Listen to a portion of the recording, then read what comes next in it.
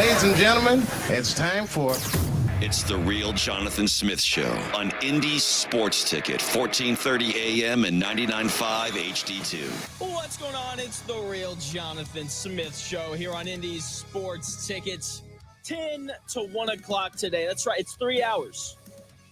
3 hours of the Real Jonathan Smith Show today. Dan Dockett is out, so he's not doing a show. So I'm gonna run that first hour for you. I'm here for a full 3 hours. And I made a mistake yesterday. I won't lie. And most of you are probably thinking, are you talking about your North Dakota State and Colorado pick? No, I'm not. I'm still standing by that. I still don't think that Colorado's going to be very good, but I forgot that Monday was Labor Day.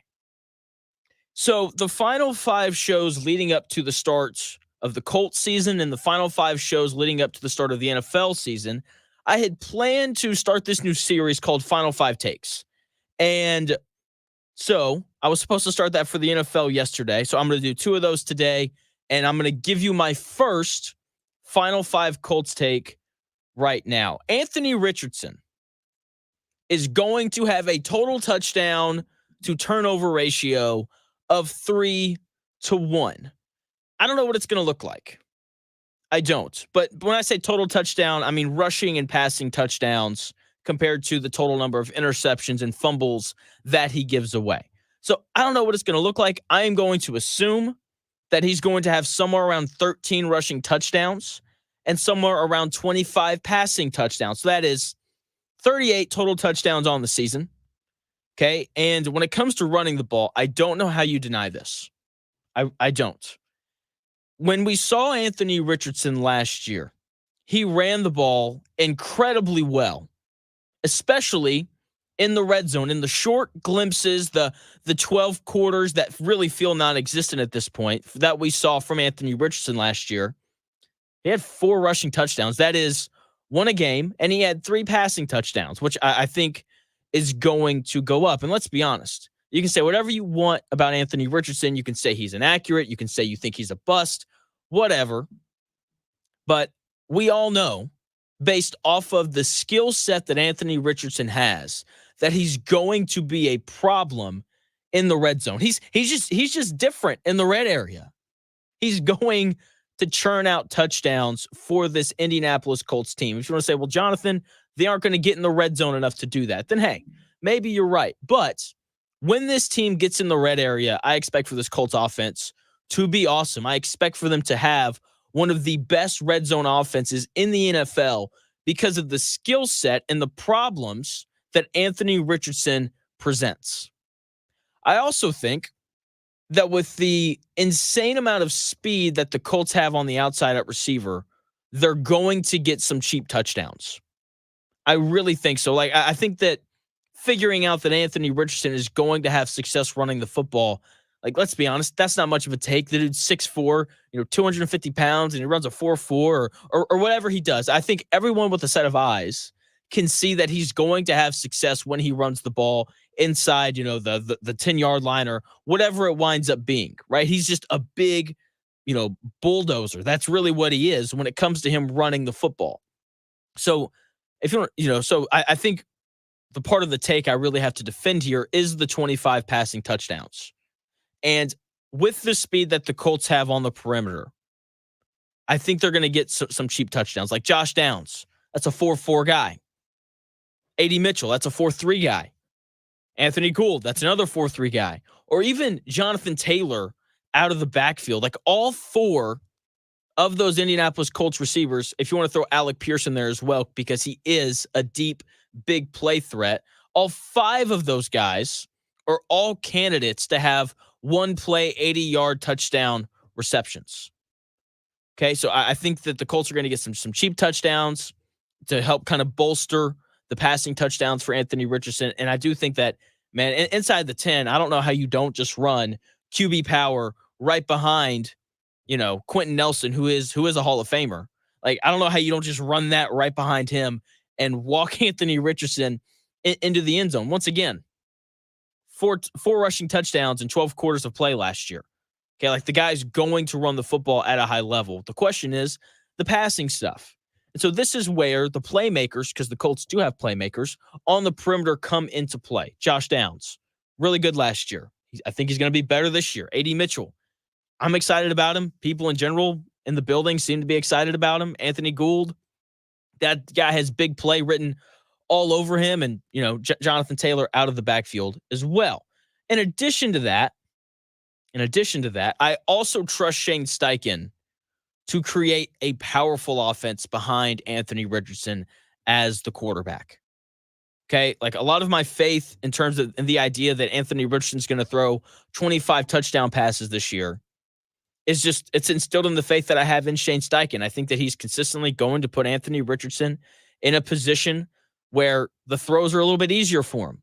Okay, Shane Steichen's a guy that helped Justin Herbert have a record-setting rookie season. Shane Steichen's the guy that helped, Jalen Hurts kind of emerge and sign this big contract. And I think we're going to see him do the same thing with Anthony Richardson this year. So I think that the Colts are going to throw the ball a little bit better than what people expect. In addition to that, when you look at the Colts last year, they were 11th in scoring. 11th with Gardner Minshew as their starting quarterback. 11th in scoring with very little Jonathan Taylor because of the contract dispute and the injuries. They were still 11th in scoring last year. Oh, and in addition to that, they really only had one legitimate wide receiver in Michael Pittman Jr. And now, when we look at the Colts offense this year, they have gotten better everywhere. They've gotten better at every single position. Not every single position, but for the most part. Like, I think that when we look at this Colts offense as a whole, they have improved. Anthony Richardson's playing quarterback now, who poses way more issues, and he's a way bigger threat because of his ability to run than what Gardner Minshew was last year. Okay, like that running ability, we didn't see it at all in the preseason, but it's going to add a third dimension to this offense that teams are going to have to be worried about and concerned with. So Anthony Richardson, I think he's in for a big year. In addition to that, we're going to get way more Jonathan Taylor this year. Way more Jonathan Taylor this year. Last year, he had a career low in touches because he wasn't on the field very much between the injury, the thumb injury and the contract dispute. So we're going to get a lot more Jonathan Taylor. I think the Colts are better on the perimeter. Josh Downs going into year 2. He was good last year as a rookie. A.D. Mitchell, second round pick, athletic stud, supposed to be awesome. I really like Anthony Gould. I think he's going to shine in some spots for the Colts. Alec Pierce apparently had his best camp ever. Michael Pittman Jr.'s back, 100 receptions, over 1,000 receiving yards last year. Like, those are elite receiver numbers. Do I think Michael Pittman Jr. is an elite receiver? No, I don't, but he's capable of putting up those types of numbers. Like, this Colts offense is going to be better. Year 2 of Shane Steichen. Anthony Richardson at the helm. Better receivers, better weapons. Okay, the offensive line is apparently supposed to be awesome. So this Colts offense is going to be better. And as a result of that, Anthony Richardson is going to have a good year. Okay, 3-to-1 touchdowns to turnover ratio between, rushing touchdowns and passing touchdowns. I'm assuming he's going to end up somewhere around 38 total touchdowns. I'm thinking 25 passing, 13 rushing. We'll see kind of how those numbers kind of end up going. And I think that the highs are going to be really high. I think that even people that don't like Anthony Richardson, that would label him as a bust, I do think that they're going to have moments where they're like, geez, man, that throw that he made right there is just incredible. Geez, that really long touchdown run that he just scrambled for, telling you, the highs are going to be high. And the lows are going to be low because that's part of a 3-to-1 touchdown to turnover ratio. There's going to be turnovers. And as high as the highs are going to be, there are going to be some mistakes. Some of them are going to be ugly. Some of them are going to be unfortunate. Tip pass winds up in the hands of a linebacker. That's very possible. Or that's not possible. That's going to happen. Like, he's going to throw interceptions. He's probably going to fumble the ball a couple of times. That's okay, right? Like, this is something that happens to young quarterbacks. As high as the highs are going to be, Anthony Richardson is going to make some mistakes. So I'm assuming he's going to throw somewhere around 10 interceptions, and he's going to fumble the ball around 3 times this year. We just have to hope that those mistakes don't come at bad times. Okay, that is, That is my first Final Five Colts take. Anthony Richardson is going to have a total touchdown to turnover ratio of 3-1. Now, I'm also doing Final Five takes for the NFL season. And because there's no show on Monday, I should have started doing this yesterday. So I'm going to give you two today, and we're going to stay in the AFC South. The Jacksonville Jaguars are going to win the AFC South. They're, I'm telling you, they're going to be the best team in this division. Okay. And I know a lot of people are hot on the Texans. That's my second take that I'm going to throw to you here at like 10:20. But I quickly want to hit on my Jacksonville Jaguars take. Everybody is okay. The Colts have been labeled as the team that everybody's sleeping on. That's not true because everyone has said that everyone else is sleeping on the Colts. Okay. At some point, like how many people have to be sleeping on you for it to no longer be considered that you're being slept on, right? Meanwhile, no one is talking about Jacksonville. That is legitimately the team that people are sleeping on. Their schedule is easy. They've got 4 tough out of the division games. That's really it. They get Miami on the road, which that's who they open with. And usually that is a huge advantage to Miami because it's, a team not in Florida having to go to South Florida and deal with the heat. Jacksonville is going to be accustomed to that. That is a winnable game as far as I'm concerned. They get Buffalo on the road. That game will be tough. Philadelphia on the road. Philadelphia is wildly talented. That'll be tough. And they have Detroit on the road. Every other game is incredibly winnable. Every other game is. And Trevor Lawrence is an elite quarterback. Trevor Lawrence is one of the 10 best quarterbacks in the NFL. He was considered bad last year. But, I had some time last night. Decided to sit down, hop on good old Football Reference, all those things. Trevor Lawrence was considered to be bad last year, but he completed 66% of his passes, threw for over 4,000 yards, threw for 21 touchdowns. Now, he did turn the football over too much with 14 interceptions, but look, that's not a terrible season. Like, why are we making it out to make it sound like Trevor Lawrence was like the worst quarterback in the NFL last year? And when you consider that he did all that, 4,000 yards passing, completed 2/3 of his passes, 21 touchdowns, when you consider all that with the fact that he was injured all year last year, it becomes even more impressive. He sprained his AC joint, which is the thing that, Anthony Richardson tore that put him out for the rest of the year. So he sprained his AC joint in his throwing shoulder. He had a high ankle sprain. He had a concussion. Okay, like those are 3 not small injuries. Not small injuries at all. And he still played 16 games. Like the dude is incredibly tough to play through all of those injuries. And I'm willing to bet that he's going to be more healthy this year than he was last year. And just because of that, Trevor Lawrence is going to be better. The other thing that we have to keep in mind is last year, they played a first-place schedule because they won the division the year prior. That's not the case this year. They finished 3rd in the division. So their schedule is going to be easier. So, which means they're probably going to play defenses that aren't as good. Trevor Lawrence is going to have a good year this year. And it's like, oh, well, Jonathan, Calvin Ridley's not in Jacksonville anymore. Calvin Ridley's fine. Okay. Calvin Ridley's a good receiver. I think he's a little overhyped. With that being said, I wouldn't have minded to see him in a Colts uniform. But all signs, based off of everything I've read, all the reports coming out of Jacksonville, are that Thomas Bryant Jr., their first-round selection, a wide receiver out of LSU, all signs point to him being amazing. Everything I've read, everything I've heard, every segment that I've seen points to Thomas Bryant Jr. having an impact for this Jacksonville team this year. They also bring in Gabe Davis, who's fine. So all signs point to Thomas Bryant Jr. being a legitimate good football player. Doug Peterson is a proven head coach. This dude won a Super Bowl with Carson Wentz and Nick Foles as his quarterbacks.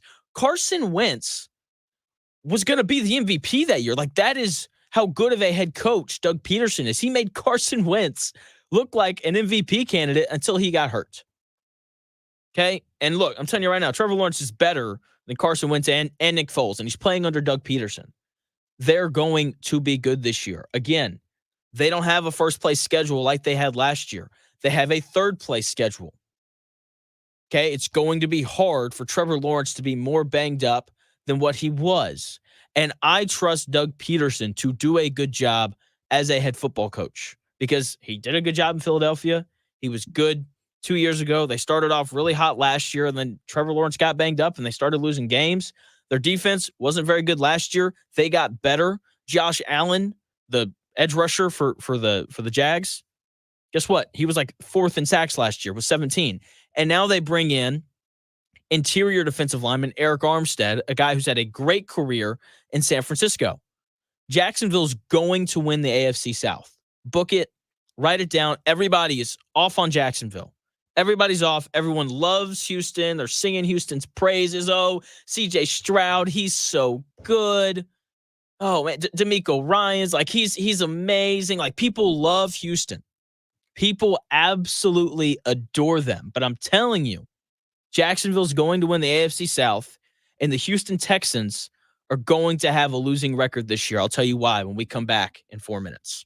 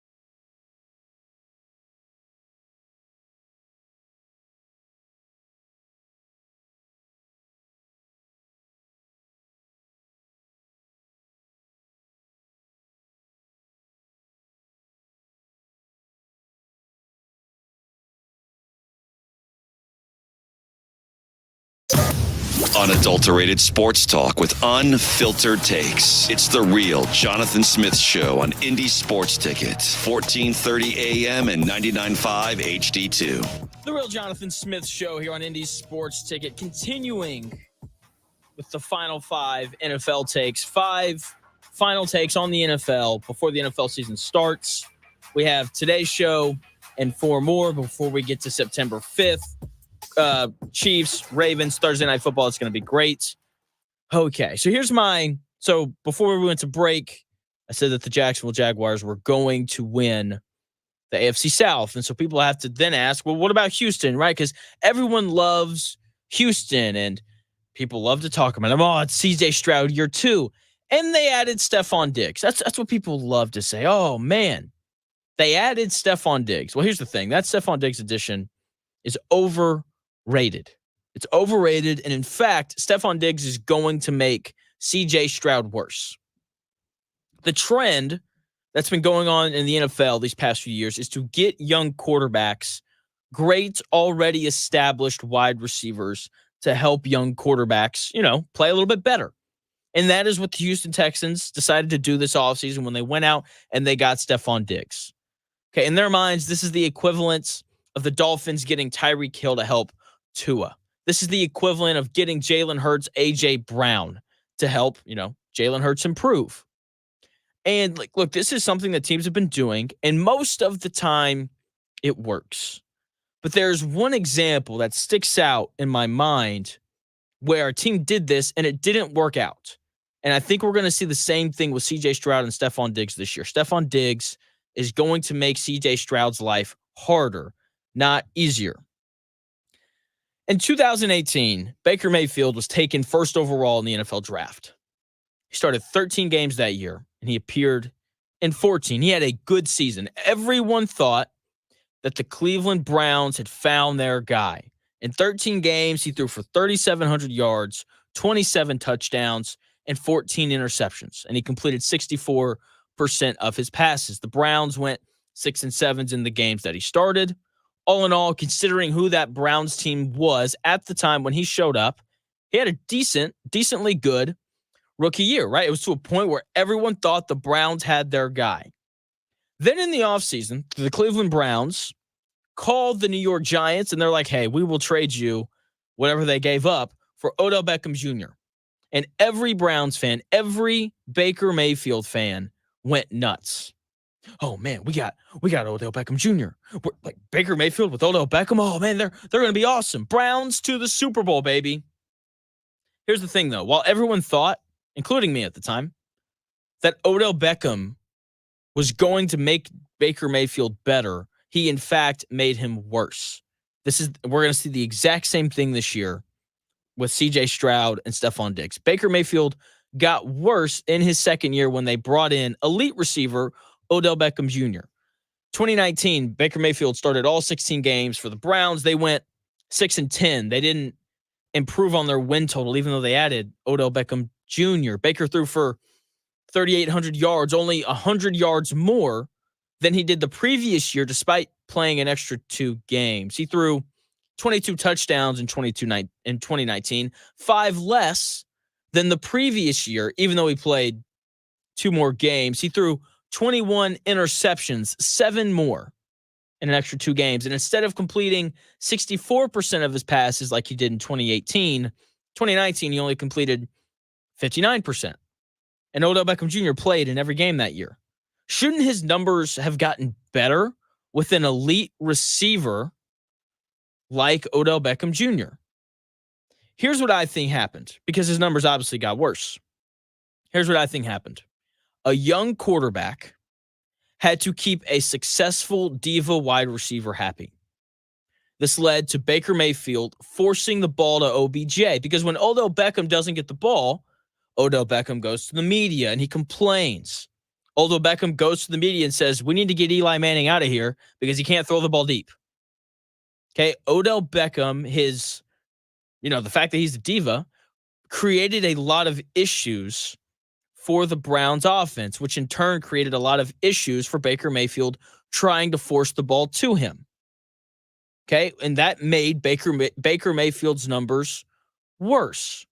And if you don't believe me, the following year, 2020, Odell Beckham Jr. got hurt. And all of a sudden, Baker Mayfield returned to his former self. The Browns went 11-5. Baker completed 63% of his passes, threw for 3,500 yards, 26 touchdowns to only 8 interceptions because he was no longer trying to force the ball to Odell Beckham Jr. And he couldn't because he wasn't in the lineup.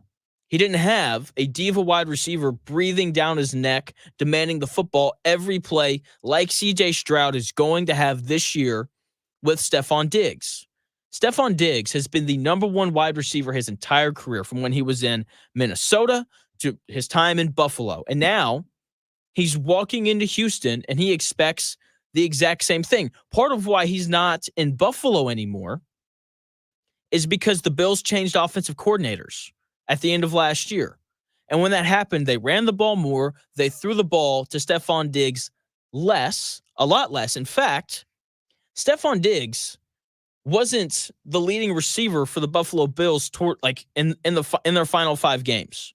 Like when you look at their last 4 games and their playoff game against Kansas City, Stephon Diggs only had 215 receiving yards. Khalil Shakir he was more productive in those final 5 games than Stephon Diggs was. He had 267 receiving yards in the last 5 games compared to Diggs's 215. Khalil Shakir had 2 receiving touchdowns in those final 5 games compared to Stephon Diggs's 0. They went away from Stephon Diggs at the end of last year. And I believe that that's part of why Stephon Diggs wanted out of Buffalo. If Stephon Diggs doesn't get his targets, he gets fussy. He turns into a toddler that throws a temper tantrum. And he's going to be unhappy about it and voice his opinion. And young quarterbacks, like C.J. Stroud, aren't always equipped to handle that. And to make matters worse, Stephon Diggs is likely walking into Houston with the idea that he's going to be the number one wide receiver. Well, guess what? He's not going to be the number one wide receiver. There's a real world where Stephon Diggs is the 3rd wide receiver on that Houston Texans team. Nico Collins is going to be the number one wide receiver in Houston this year because he was awesome last year. He was. And it's like, well, okay, if he's going to be the one, then wouldn't Diggs be the 2? No. Let me take you to a quote that C.J. Stroud had this offseason. C.J. Stroud was asked, hey, C.J., if you could have any 3 receivers in the history of the NFL on your team, who would you choose? And he said, Calvin Johnson, good pick. Jerry Rice, great pick. And Tank Dell. And you're like, Tank Dell? Yeah, the rookie receiver that they drafted from Houston last year that got hurt. So C.J. Stroud clearly likes Tank Dell. He was highly successful with Nico Collins last year. You really think that they're just going to bring Stephon Diggs in and push those other 2 young emerging receivers down? I don't think that they are. And you really want to sit here and tell me that that's not going to bother Stephon Diggs, a guy who's been highly successful? I'm telling you, it's going to bother him. It's going to push all the wrong buttons for Stephon Diggs, and he's going to become a problem in that locker room, and it's going to impact the Houston Texans and that offense. C.J. Stroud will be worse this year. In addition to that, something else that has a pretty dramatic change this year for the Houston Texans is the schedule that they're going to play. The Texans are going to be worse this year, in part because of their schedule and because they brought in a guy in Stephon Diggs that isn't going to help them.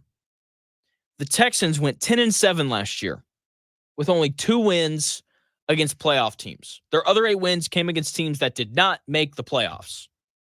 And now, last year, they had a last place schedule because they finished last in the AFC South. They had a last place schedule. And so last year, the schedule pretty easy, right? That's why they played all those teams that didn't make the playoffs. But since they won the division last year, they now have a first place division schedule. So instead of playing, the Jets and the Cardinals and all these really crappy teams, you now get much tougher competition. You get teams that were actually good last year. So best of luck to Houston. I think they're going to regress and finish with a losing record. I think they finish somewhere around 8-9. 8-9, maybe they go 9-8, but I'm telling you, the Houston Texans are going to regress. And because of that, you got to pick someone to win the division. That's why I have the Jacksonville Jaguars winning the AFC South. Coming up tonight, 7:30, we've got cinema on Ion. We've got the Indiana Fever taking on the Chicago Sky tonight at 7:30. Ion, Caitlin Clark, Angel Reese. It's always cinema. There's going to be drama. The claws are going to be out. It's going to be great. It's going to be fun. I can't wait. Before I forget, Kevin Potts, I might say this at the start of the segment. Kevin Potts joining me at the top of the hour to talk football. I'm going to run those takes by him. That'll be fun. He watched the Colorado game last night, so I'm sure we'll get into that a little bit as well. He's a big NFL draft guy, so I'll get his opinion on Shedeur Sanders and Travis Hunter. Stephanie Otey, she's going to join me at noon to talk more college football, just the Big Ten as a whole, a little IU, maybe some Purdue as well. So Stephanie Otey, she's joining me at noon. Kevin Potts, top of the hour, 11 o'clock to talk NFL. Tonight, though, 7:30 on Ion. Caitlin Clark, Angel Reese. Can't wait. These matchups always deliver. The tickets are expensive. They're like $330-something. It's going to be great, right? It's going to be cinema. Both teams are in the process of jostling for position in the playoffs. Okay, the Indiana Fever, if they win tonight, they hold the tiebreaker over the Chicago Sky. If they lose, I don't know what the next tiebreaker is. I just know that they'll be 2-2 against each other on the season. That game is on the road tonight in Chicago. But yeah, we know that Caitlin Clark's going to play well because she always plays well whenever they play against Angel Reese. And Caitlin Clark can say that she's got respect for Angel Reese and all those things. They don't like each other. I think that's pretty evident just in the way that they play. The intensity level just goes up a notch. I can't wait to sit back and watch Caitlin Clark knock in 30-footers while on the other end I watch Angel Reese miss layups from 3 feet away. I think it's going to be entertaining.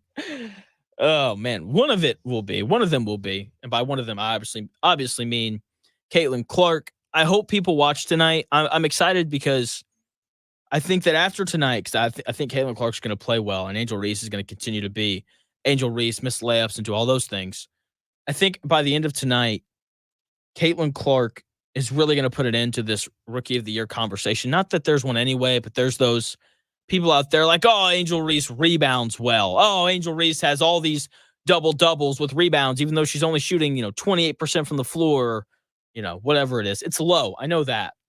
As a power forward, it's honestly embarrassing. But I think tonight, Clark plays well. Reese continues to struggle in the scoring department, and I really think that it kind of puts an end to the very loud minority of Angel Reese fans. Because anyone with a set of eyes can tell that Caitlin Clark is a much better player than Angel Reese, and I expect for that reality to be on full display tonight when the Indiana Fever take on the Chicago Sky. So once again, that game on tonight, 7:30 on Ion. Top of the hour, 11 o'clock. Kevin Potts joins me at 11. Stephanie Otey joins me at noon to talk a little college football. Kevin and I, we're going to talk a little NFL, maybe some draft prospect stuff. I'm assuming he watched the Colorado game last night. And if you didn't, you missed a good one. It was a great, fun, entertaining game. I've got my thoughts on the Colorado Buffaloes when we come back here in 4 minutes.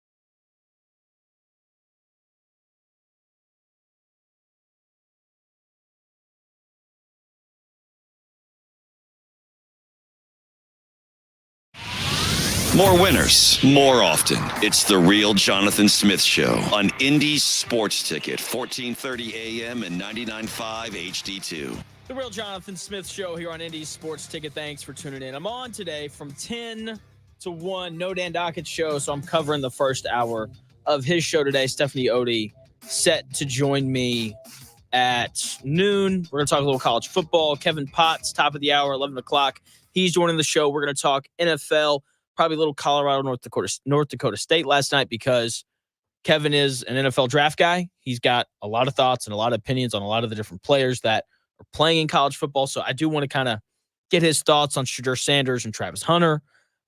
He's also a 49ers fan, so I have to ask him about the Aiyuk saga finally ending. But Colorado, North Dakota State last night, I had a big opinion on that game yesterday. And look, I was wrong on the outcome of the game. I was. But I still don't think I'm wrong about Colorado. I still don't think they're very good. I sat back and I watched that game last night, and my takeaway was defensively, on the front, I thought they were good. I thought they did a good job of stuffing the North Dakota State run. And look, the biggest thing about college football is that games are won in the trenches. Okay, having a great quarterback is awesome, and it's nice, and it's important, but it's not the NFL. Okay, in the NFL, if you don't have a great quarterback, you're not winning games. I don't care how great the other 21 guys on your roster are. It is incredibly difficult to win NFL games without a great quarterback. College football, though, like I said, nice to have a good quarterback, but it's about the trenches. Do you have a dominant offensive line? Do you have a dominant defensive line? Chris Ballard would be a great general manager for a college football team, given his philosophies, because it's all about the trenches. And as I was watching North Dakota State last night in Colorado, look, North Dakota State ran the ball decently well. There were definitely some plays here and there where they were kept to 3 yards, but offensively, they couldn't run the ball. They couldn't run the ball against an FCS school.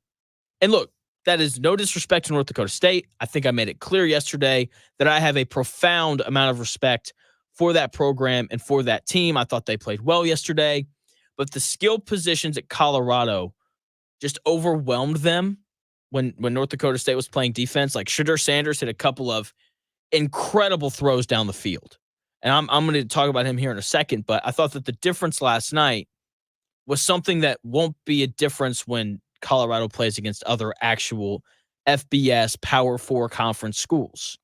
They were just faster and better at the skill positions than North Dakota State was on offense. On defense, I thought Colorado's defense wasn't very good. I thought North Dakota State made a mistake I thought they should have thrown the ball more. I thought their quarterback I thought he was really good. I thought they should have thrown it more, but hey, that's neither here nor there. Because Colorado won, but I'm telling you, they're not very good. They're going to go 5-7. They might get to 6-6. They got to win next week against Nebraska, who's a pretty tough out, I think, in order to make that happen. So, look, I don't like a lot of things about Colorado. That's not a secret. I don't like how hyped up they are. I don't like how much they talk despite going 4-8 last year. And I don't like the undeserved hype that they're getting just because Deion Sanders is their coach. But I do like Shedeur Sanders as an NFL prospect. I think he's going to be a good NFL quarterback. I don't know if he's going to be great, but he's big. The dude's like 6'2", 6'3". They said on the broadcast last night he's put on like 20 pounds. He's got a good arm. And the most important thing about him, the thing that every good NFL quarterback has to be able to do, is you have to be able to stand in the pocket with big 300-pound men bearing down on you, and you have to stand in there and throw it even though you know you're going to get hit. And I saw Shedeur Sanders do it all year last year, right? He got sacked 52 times, more than any other quarterback in college football. You would think at some point that they would have just play calling to run some more like shorter routes. That way he's not getting crushed. But, hey, whatever. They went 4-8. They clearly know what they're doing. And last night, we saw more of it. We saw him stand in the pocket, pressure bearing down on him, and we saw him step up and deliver it while he's getting hit. It was incredible. It's hard not to like that. That shows an incredible amount of physical toughness. It shows off the arm strength. He is incredible as a college quarterback, and I think he's going to be highly successful when he reaches the NFL because of this trait that he has, this willingness to stand in the pocket, get crushed, and keep on and still make a throw, man. Like, he made a couple last night where he's just getting absolutely toasted. But, he's still putting the ball, like, right on the money. It was impressive. And while he was awesome, Travis Hunter, the dude was amazing as well. Oh, my gosh. On both sides of the ball. He's going to be a top 10 pick. And, as either, a corner or a receiver, whichever one he winds up deciding to do, I can tell you right now, if I was him, I would play receiver. Look, Sauce Gardner, arguably the best cornerback in the league, probably the one with the most publicity because he plays for the Jets. How many commercials have you seen him in? Not very many. Meanwhile, when I look at the receivers, like Devontae Adams has a commercial with Taco Bell. I've seen Justin Jefferson in commercials. I've seen Jamar Chase in a commercial. Like, receivers are just more marketable. So if I was Travis Hunter, I would play receiver in the NFL without a doubt. And also, receivers are getting paid. CeeDee Lamb and Justin Jefferson are the two highest players. They're the two highest paid players in the history of the NFL that don't play quarterback. Okay, like receivers getting paid, defensive backs, they still get paid, but not like receivers do. If I was Travis Hunter, I would play receiver. And I think he's a better receiver. Like, he's got great ball skills. He's explosive. He is incredibly fast. Like, he kind of looks like Garrett Wilson whenever he runs. Okay, like, one-on-one, he can't really be guarded. I mean, he was on the short side of the field last night, and North Dakota State was, like, rolling coverage over because they were so scared of him. Like, he's just a truly great athlete. He'll be successful in the NFL no matter what position he plays, whether it's receiver or corner. But if I was him, I would play receiver. There's more money at the position, more endorsements at the position, and he's an incredible receiver. So I know they won last night.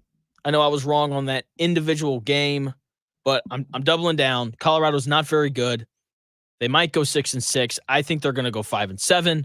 So I don't think that they're going to make a bowl game. They are going to continue to be the epitome of all flash, no substance, great skill players, Nike deal for Shadur Sanders, all those things. But at the end of the day, you got to be good in the trenches if you want to win college football games. And Colorado just isn't. They aren't good enough in the trenches. And when they play the Utahs and the Kansas States and the Kansases and the Oklahoma States of the Big 12, they're going to get crushed. Because they simply are not good enough up front. So doubling down, Colorado's not good. Colorado is not good. They are not a good college football team, and I'm going to stand by that. Moving on to the NFL, Brandon Aiyuk. The saga's over. Seriously, like, the Brandon Aiyuk hold in, because, he's still showing up at practice even though he wasn't practicing. The Brandon Aiyuk hold in was like, it was just forever. It's about time. And I love reading Adam Schefter's Twitter. It's the funniest thing. I love it so much because it happens. Schefter sends out the tweet, and it's pretty obvious it's pretty obvious who texted him. It was clearly John Lynch, the 49ers GM, because when Adam Schefter sends out the tweet, he's like, this is the same deal that's been in front of Brandon Aiyuk for the entire time, and he finally signed it. It's like, oh, I wonder who leaked that information to Adam Schefter. Undoubtedly someone in the 49ers front office. And look, it's about time, and Brandon Aiyuk made the right decision. He made the right decision. It's like, hey, do you want to sit here, be coached by Kyle Shanahan, one of the best play callers in the NFL, a guy who is going to get the ball into your hands? Okay, do you want to play with a quarterback in Brock Purdy, who is never going to be the best quarterback in the NFL, who I personally think is kind of limited, but like, this is a quarterback that you've had success with. Do you want to play with that guy, or do you want to go to Pittsburgh and play with Russell Wilson or Justin Fields? I would personally opt to play in San Francisco. Would you rather go play in Cleveland, where Deshaun Watson hasn't been good since he came back from all of his off-the-field issues? I personally would rather stay in San Francisco, but that's just me. And clearly that's Brandon Aiyuk as well. And the biggest thing, though, And the reason why I like the decision that Brandon Aiyuk made is that he's going to be relevant in January. Look, every player wants to make money. And if an NFL player came to me and they're like, look, man, like my career might be 10 years long. I feel like in these 10 years, I need to make as much money as possible. And because of that, like I am instead going to take the money and I'm going to sacrifice winning. I would understand it.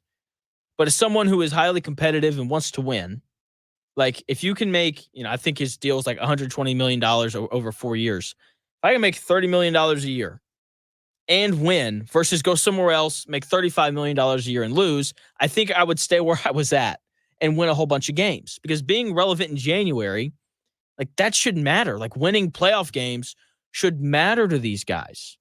And look, if you don't believe me, Tyreek Hill used to be a bigger deal than what he was because he was playing for the Chiefs and they were winning playoff games and he was playing in Super Bowls and Patrick Mahomes was his quarterback and Travis Kelce, man, this dynamic trio of quarterback, tight end, receiver tearing up the league.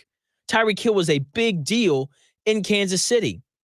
And then he said, you know what? I won my Super Bowl. I would like to be paid. Please trade me away. So they send him to Miami where he's making a ton of money and that's great for him.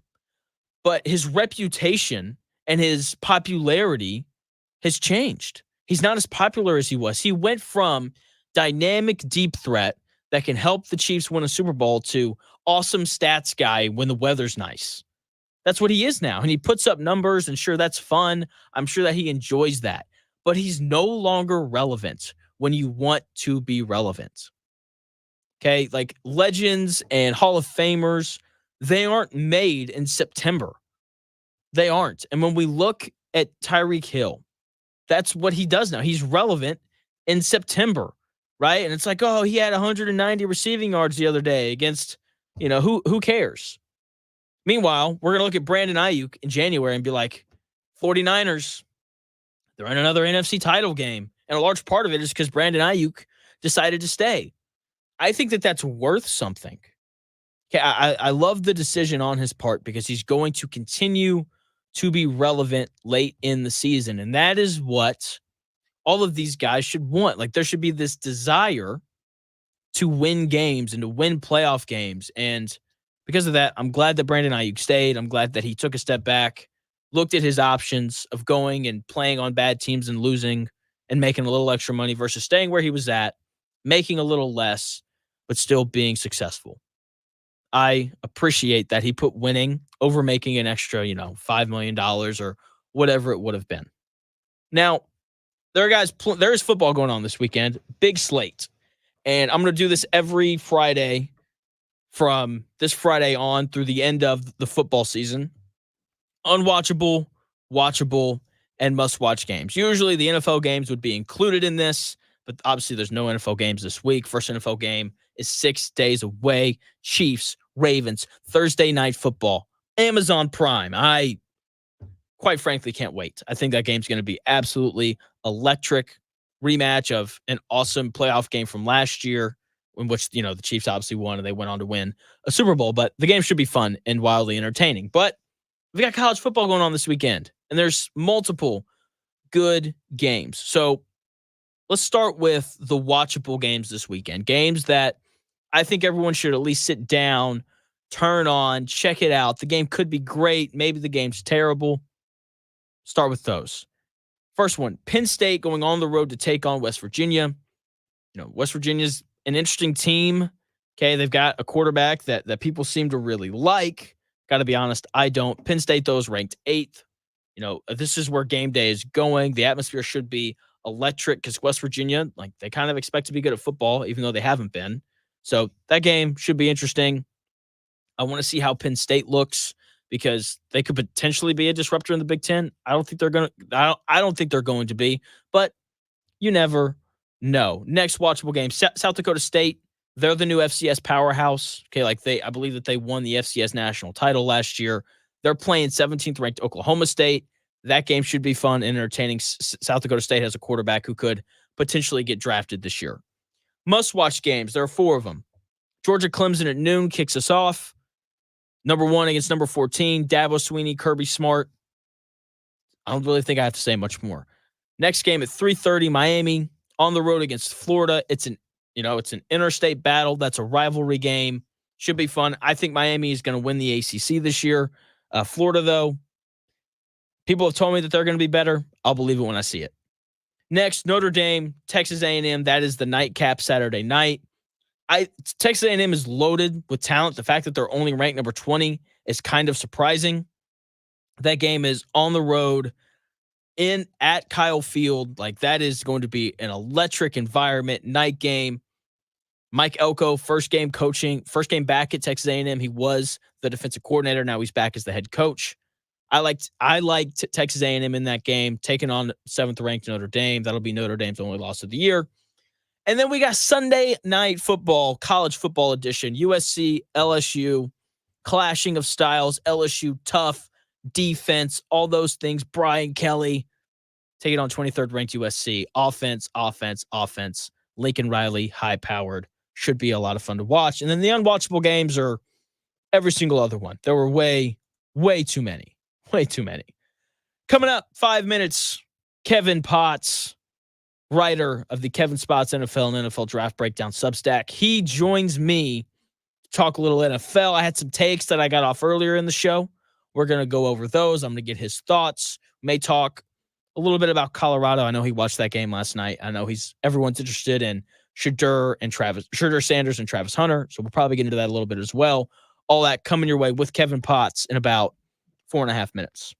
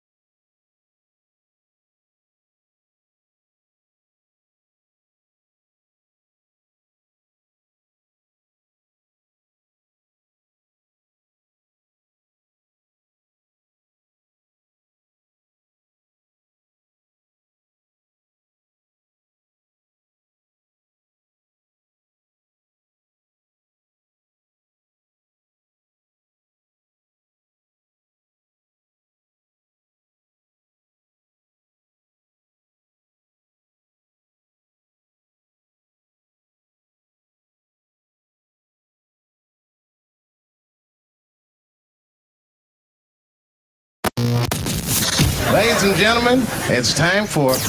It's the Real Jonathan Smith Show on Indy Sports Ticket, 1430 AM and 99.5 HD2. What's going on? It's the Real Jonathan Smith Show here on Indy Sports Ticket. Came out swinging today. Big takes, big guests today as well. Kevin Potts, writer of the Kevin Potts NFL and NFL.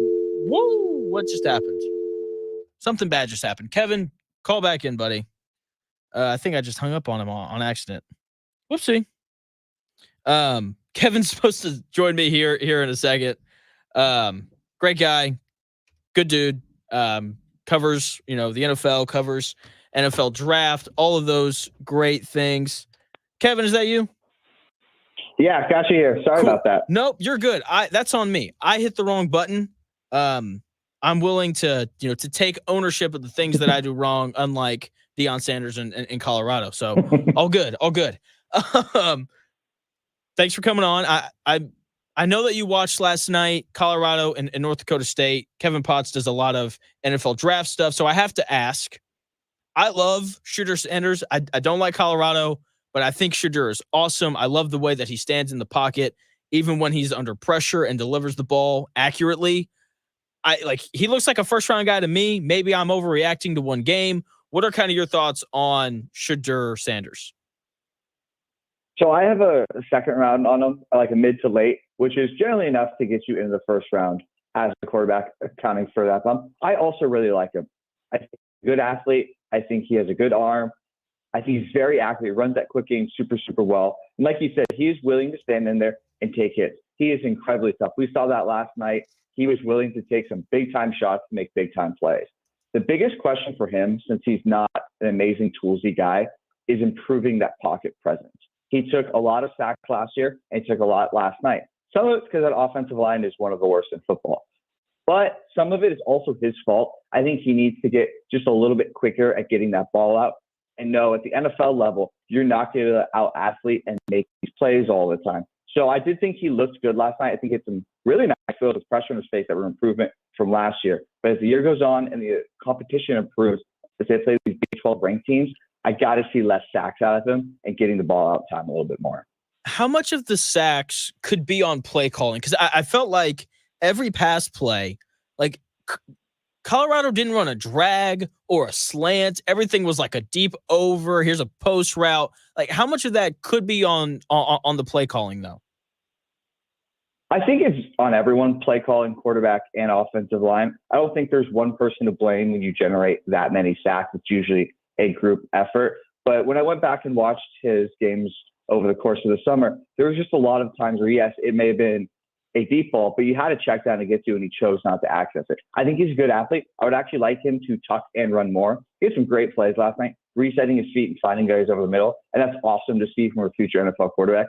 But sometimes, like, dude, you're good. Just tuck the ball, run, and just get some yards. And I think that will alleviate some of it. And some of it comes with experience at this level as things get faster, getting more comfortable. But I do think a lot of it is him, quarterback sometimes. And it's a pretty big stat to look at in terms of pressure to sack ratio for incoming prospects and how they're going to fare at the second level. And he's just not very good at it right now. Okay, fair enough. Joined by Kevin Potts, writer of the Kevin Potts NFL and NFL Draft Breakdowns Substack. What about Travis Hunter? He's an incredible athlete, obviously plays both sides of the ball. What are kind of your thoughts on him as a corner and as a wide receiver? I mean, what can't this kid do? He's special. I don't think there's really any other way to put it. Just in terms of the conditioning and the mental willpower to prepare for two positions alone is spectacular. I had him graded as receiver and a cornerback as both first rounders. They be my 13th and 14th overall player in this class at each position. I have him slightly ahead at wide receiver right now. I prefer to see him play corner. I think the instincts and the ball skills at corner are just so much rarer. But we saw last night how good he can be as a wide receiver. And the instincts at the catch point are getting better and better, which is something we didn't see as much last year. At both sides of the ball, he needs polish, which is to be understood. He's a two-way player. You are doing a lot right now, and you're winning with a lot of athleticism. But I think he's legit first-round prospect at both positions, and he's going to probably have to pick at the next level. But I think he can do both at a very, very high level. So look, I don't know enough about scouting and how to figure out which one he should do. I think that if I was Travis Hunter, the way that I would approach it is like you don't see Sauce Gardner in as many commercials as you do like Devontae Adams or Justin Jefferson. So I think there's a little more popularity that comes with that. And also, CeeDee Lamb and Justin Jefferson just got paid. I haven't seen a cornerback get paid like those guys. So that is what I would do. And watching him last night as a receiver, man, like the last touchdown reception that he made, that to me, like that's enough to be like, yeah, he should play receiver. You know what I mean? Yeah, that poor number 17 for North Dakota State really got thrown to the wolves last night. But I agree. I mean, we have about a $10 million difference between the top receiver and the top corner. If I was Hunter, and I think I can play both at a high level, which he rightfully thinks he should, I would choose wide receivers. That's what the money is. It seems like all summer, most of the NFL and the scouts would prefer to see him at corner. I would as well, but I would totally understand for financial reasons and popularity reasons why he'd choose wide receiver. I do think if there's any way he does a two-way gambit in the NFL, it would be as a full-time corner and as a gadget wide receiver 3 or 4. I don't think you can do the reverse where you start at wide receiver and moonlight at corner. So that is something to consider if he ever does want to give two-way, just like Dion did at the next level. It would probably be as a corner primary, wide receiver secondary. That is a great point. Once again, joined by Kevin Potts, writer of the Kevin Potts NFL and NFL Draft Breakdowns Substack. If you go to his Twitter at KevinPotts06, you can go to his link tree and you can find all of his stuff there. So speaking of wide receivers getting paid a bunch of money, for my listeners who are not familiar with Kevin is a 49ers fan. How relieved are you now that Brandon Aiyuk saga is finally over? It feels really good. I think I can speak for all NFL fans. We're happy to not have to hear about an update about nothing every single day for the past few months. But yeah, it's great to get done. It's a deal that the exact deal I thought they should have done back in May after Amon-Ra St. Brown got paid. Not sure why it took this long, but it's good to get him back on the field, get a contract done, and for a team that's trying to win a Super Bowl, that's pretty important. It really is. I'm glad that he stayed. Like, I think that if it was me, I think I would rather make, because look, like if he'd gone to Pittsburgh or New England, he probably would have made like $35 million a year. Whereas now he's going to make $30 million. Like, I don't know. I'd rather take $5 million less and win a whole bunch of games and play with Kyle Shanahan. But maybe that's just me. But I'm excited. Like the 49ers, they're a real team now, I guess. I don't have them making the playoffs. I think they're going to struggle this year, but we will see on that. Are there any cuts that happened this year, because cut day was, on Tuesday. Were there any cuts this year that really kind of surprised you? I don't know if they ended up surprising me, but two good players I thought got moved were both Broncos, Samaje Perine, the running back, and Tim Patrick, the wide receiver. They basically became victim of a team that is kind of retooling and has young players at both those positions, and Patrick and Perine cost some money, so they get moved on for. I still think they're quality role players. Perine Chiefs, it would not shock me if he's their third down back for the entirety of the year. And Tim Patrick ends up with the Lions, which is perfect. They need a true outside X wide receiver. He's probably not the player he was pre-injury, but he's big, he's tough, he blocks super well, and just fits that mentality. So those are two guys I think are going to make an impact that end up getting cut from the original team. Okay. Once again, joined by Kevin Potts, writer of the Kevin Potts NFL and NFL Draft Breakdowns Substack. What about, are there any, I'm assuming that the waiver pickups that stuck out to you were for Perine and Tim Patrick. That's what I'm going to assume, because those are the cuts that kind of not surprised you, but you thought were kind of a bigger deal. Yeah, and I mean, there's always a couple other two. Maybe the less known name, KJ Henry, got cut by the Commanders. He was a day 3 pick a few years ago. New regime comes in, don't really like him. Let him go. I still think he's a quality edge. He got picked up on waiver by the Bengals. It would not shock me if you see him as a quality rotation piece for that team, if you want a name that's maybe a little bit less familiar.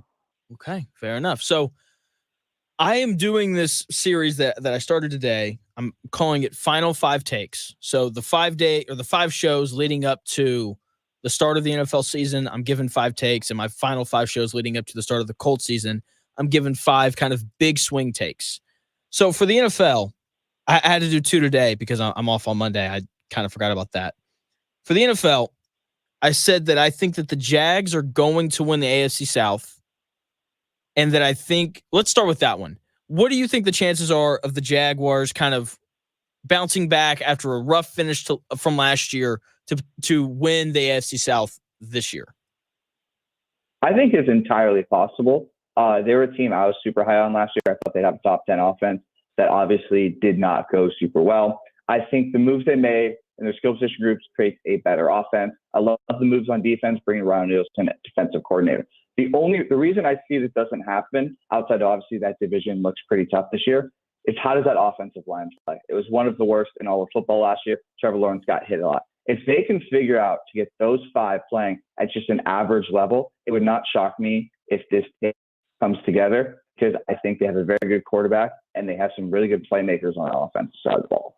Yeah, I'm excited about them just in general. And I think that Trevor Lawrence has taken a bunch of crap, even though I thought he was really good last year, completed 66% of his passes, still threw for 4,000 yards and 21 touchdowns. And like you said, the offensive line wasn't very good. He was hurt a lot last year, spraining the AC joint in his shoulder, a high ankle sprain, a concussion. He still played 16 games in spite of that, which is incredible. And my thing is, if he's just healthier this year, then he'll be better. And in turn, the Jaguars should also be better because of that. Yeah, I agree. I think you look at their season last year too, is they got off to a pretty decent start. And about when he hurt that ankle is when the team started to fall apart. And he was still very good, like you mentioned, but he wasn't as good as he was to start the year. And I do think if you can keep him healthy and upright, that is a top 10 quarterback in football, and he can cover up a lot of your mistakes and issues you might have on that side of the ball.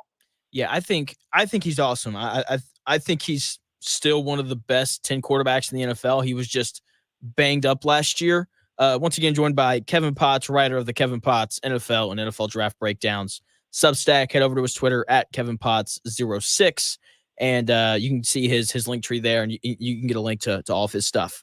So if I've got the Jaguars winning the division, that means that obviously I don't have Houston, and everyone loves Houston. So Kevin, we got a guy who calls into the show after mine. His name is the Sack Man. He wins most of his bets because he just fades the public. And so that's kind of what I'm doing here. I'm fading the idea that Jacksonville's not going to be very good, and I'm fading the idea that the Texans are going to be awesome. And I think that people love this Stephon Diggs edition for Houston. I think it's going to provide more problems than answers. Like, he's 30. Like, the Bills threw the ball more to Khalil Shakir at the end of last year than they did Stephon Diggs. I think when the trade first came through, I was really excited about it. But as the more I've thought about it, I think Diggs is going to provide some issues. What do you kind of expect for him in Houston? I don't think you're super far off on that. I'm very curious to see how this works, because I do think on paper it was a very good addition. They needed a wide receiver 3. I think he pairs very well with the 2 they have there. But like you mentioned, there was a little bit of discourse between him and Allen and the Bills before he left about targets and all that stuff. So getting a guy in who might be best served to be your second or third target behind Nico Collins as the one might make some issues. I would guess he gets a lot of targets very early to make him comfortable in this offense. And as we get closer and closer to the postseason, maybe it starts tailing off a little bit as they figure out what's the best version of this team. I still think they'll be very good. I have them winning the division, but it would not shock me if the Diggs addition does not go swimmingly as everyone expects because of the name value of the receiver, because he's not the player we all remember him being based on that name. Yeah, he's 30. I kind of forgot that he was not old, but like kind of old. And you know, I was thinking about the Browns last night when I was thinking about this, and I don't know if you remember, but 2018, Baker shows up. People think he's the savior. They get Odell Beckham, and then he was bad with Odell Beckham. And then 2020, Odell Beckham gets hurt, and Baker Mayfield kind of returns to not prominence, but you know, the Browns went 11-5, and they were a lot better with Odell Beckham Jr. out. And I just think that when you pair young quarterbacks like CJ Stroud with, you know, diva receivers like Stephon Diggs, who expect to get a bunch of targets, I think that Stroud may feel some pressure to throw the ball to Diggs, and that could lead to more picks and a lower kind of completion percentage, if that all makes sense. Yeah, I think that's a fair worry, because ideally you have all three receivers basically splitting targets equally, and it's this perfect functioning offense. But like you said, that's not always the reality that we live in, and Stroud may feel some of that pressure. And if it does go that way, it would not shock me if you see some game slip-ups over the course of the year because they're trying to do a Stephon Diggs-centric game plan, and it's not the best thing. The Bills had some of those issues last year.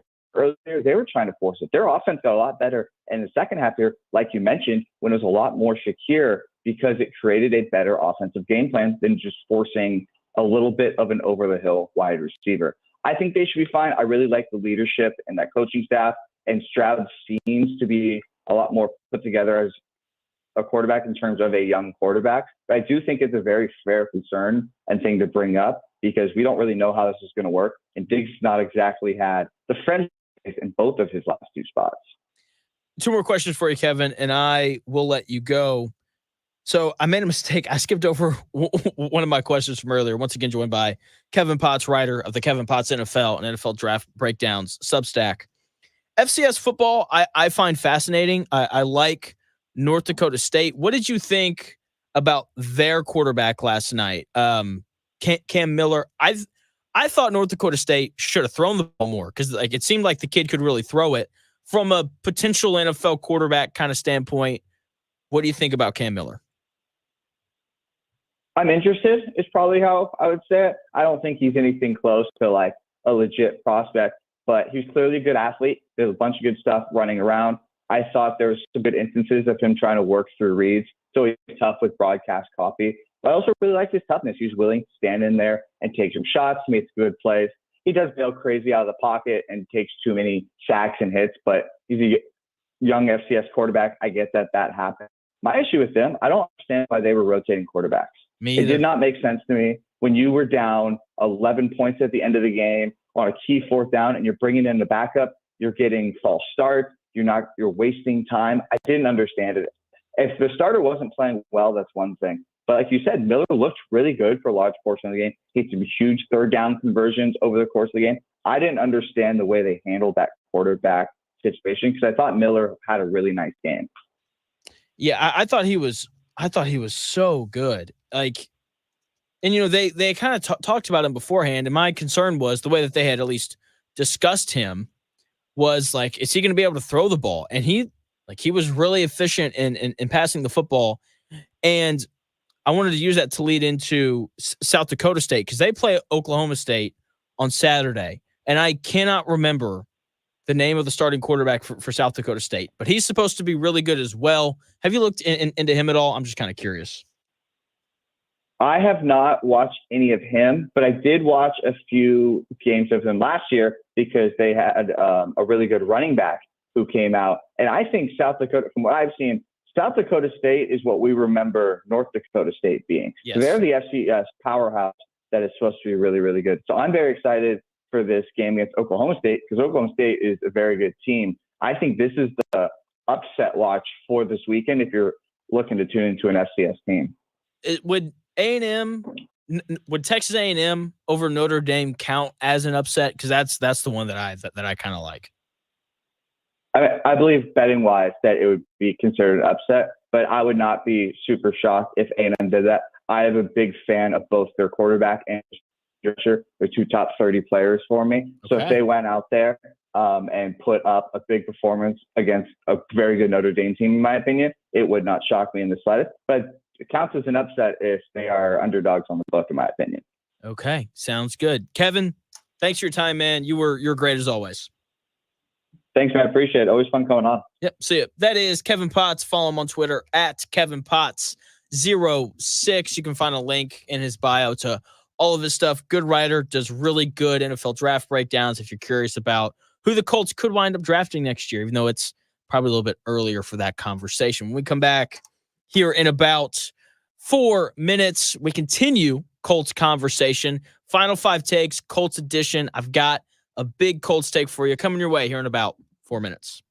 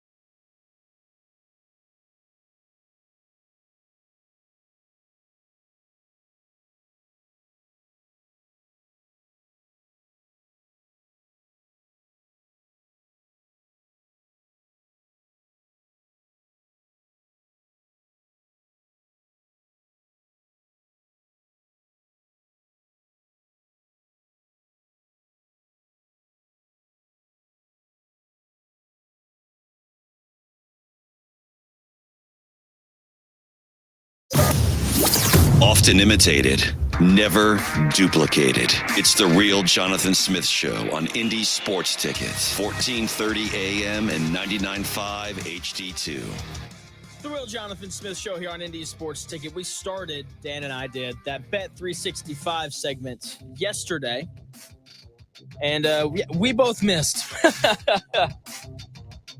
Dan took Colorado minus 9.5. That didn't happen. I took University of Arkansas Pine Bluff to cover a 15.5-point spread. That didn't happen either. So, there you go. But something that is going to happen this year, Anthony Richardson is going to have a total touchdown to turnover ratio of 3-1. That is going to happen. This is Final Five Colts takes on the 5 final shows leading up to the start of the Colts season. So today and every show next week, off on Monday, I'm going to give you a take, and this is my first one. Anthony Richardson is going to have a total touchdown to turnover ratio of 3-1. I don't know what this is going to look like. I don't know what the total number of rushing touchdowns is going to be. I don't know what the total number of passing touchdowns to be. But if I had to guess, I would say that Anthony Richardson is going to finish the season and be around 13 rushing touchdowns and 25 passing touchdowns. So somewhere around 38 total touchdowns on the season. And I don't think that I have to defend his ability to run the football, but I will. He ran the ball highly effectively in the red zone last year. In the short glimpses that we saw him in 12 quarters of play, so 4 games essentially, he had 4 rushing touchdowns, pacing for 17, if he plays the full season. So maybe I'm even being a little conservative on the 13 rushing touchdowns. Not really. I do think that he's going to run the ball into the pay dirt quite a bit this year. So, look, big, strong, fast dude. We know that Shane Steichen wants to run him, right? Compared his running ability to Steph Curry's ability to shoot threes. Pretty crazy. Okay, so inside the red zone, I think we're going to see the Colts churn out a lot of touchdowns on the ground this year from Anthony Richardson. And in addition to those 13 rushing touchdowns that Anthony Richardson's going to have, he's going to have 25-ish passing touchdowns. Okay? Look, I think the Colts are going to have one of the, if not the best red zone offense in the NFL this year. Anthony Richardson, obviously dual threat guy. Got to worry about him running it. Got to worry about him throwing it. Jonathan Taylor, great running back. People keep telling us how great this offensive line is supposed to be this year. And look, if you have a dominant offensive line, a running quarterback who can also kind of throw it, you should score a lot of touchdowns when you get into the red zone. Okay, so if everything everybody's telling us is true and Anthony Richardson can stay healthy, because that is obviously a concern, then this Colts team is going to put up a lot of touchdowns when they get into the red zone. But, 25 passing touchdowns, that's a decent number. Okay? I think that because of the improvement on the edges for the Colts out on the perimeter at wide receiver, I think that Anthony Richardson is going to be pretty successful in throwing the football this year. I think we're going to see him get a couple cheap touchdowns because the Colts actually have speed outside at receiver. Okay, like it's not just Michael Pittman Jr. anymore on the outside. Like Josh Downs, it's a guy with 4.4 speed. Like he could take a slant route to the house. A.D. Mitchell, that's a guy with 4.3 speed. That's another guy who can take, a slant route to the house, or he can go by somebody one-on-one, catch it, and be gone. Okay, same thing with Anthony Gould. That's another 4.3 guy who's got big play written all over him. That's why he's returning kicks. Or even Jonathan Taylor out of the backfield on screen passes can grab it and just be gone. So I think because of the speed that the Colts have, we're going to see some big plays that result in passing touchdowns for Anthony Richardson. And ultimately, this idea of Anthony Richardson being 3-1 touchdowns to turnovers comes from my faith in Shane Steichen. Okay, Shane Steichen is going to create a powerful offense with Anthony Richardson as the quarterback. The Colts had a good offense last year. They were 11th in scoring last year with Gardner Minshew as their starting quarterback. Come on, that guy. Gardner Minshew's a backup. Seriously, sure, Vegas paid him. He's their starter, but he's a placeholder. The Raiders are going to be bad this year, and they're going to draft a quarterback with, one of the first few picks in the NFL draft next year. Okay, with that guy as his starting quarterback, Shane Steichen put out the 11th best scoring offense in the NFL with very little Jonathan Taylor due to the contract dispute and the thumb injury that happened. And with only one legitimate receiver in Michael Pittman Jr., Josh Downs was good last year, but he only had, 68 receptions, if I remember correctly. Okay, now Shane Steichen he's got some upgrades on the offensive side of the ball. The offensive line is supposed to be awesome this year. That's what everyone keeps telling us. Okay, Jonathan Taylor is not caught up in a contract dispute, not playing games. Okay, they're bringing in a lot of speed. A.D. Mitchell, second-round receiver that people keep raving about. He should help enhance the offense. Josh Downs, he should be better in year 2, and he was good in year 1. Michael Pittman Jr., obviously back after a 100-reception, 1,000-yard receiving year last year. Like, this Colts offense is going to be better, and Shane Steichen is a good offensive coach. Clearly, had success with Jalen Hurts in Philadelphia, had success with Justin Herbert in Los Angeles, and he had success last year with Gardner Minshew. I'm willing to bet that he's going to figure out some sort of way to put points on the board with Anthony Richardson as his starting quarterback. If the Colts are going to be better offensively this year, they're going to be one of the better teams in the NFL when it comes to scoring touchdowns in the red zone. And because of that, Anthony Richardson's touchdown numbers are going to flourish. Now, as high as the highs are going to be, because I think that we expect for the highs to be pretty high, okay? Anthony Richardson is going to make mistakes. It's going to happen. It's going to happen. So I'm going to put him around 10 interceptions and 3 fumbles on the year. That's kind of what I'm expecting. And I think part of what makes Shane Steichen a good head coach is I think he's just going to make a lot of the throws, especially early in the year, as easy on Anthony Richardson as possible. I don't think that he's going to be asking Anthony Richardson to throw the ball in solo cup-sized windows.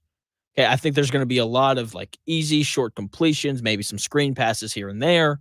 Maybe they stay away from the option routes after what happened against the Bengals. Okay, I think they're going to make things easy on him, especially early in terms of his ability to throw the football. Now, look, the interception thing, it's a weird number. I kind of want for my quarterbacks to throw interceptions, which sounds a little backwards, but scary money don't make money, right? That's the saying.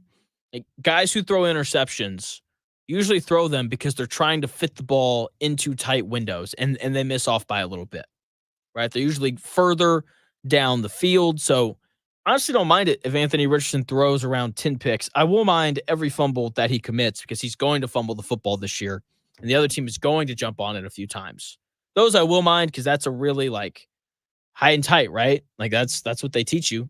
I feel like that should be kind of an easy thing to manage, but like I said, the lows, they're going to come. He's going to turn the ball over. It's going to happen. We just have to hope that those mistakes don't come at the wrong time.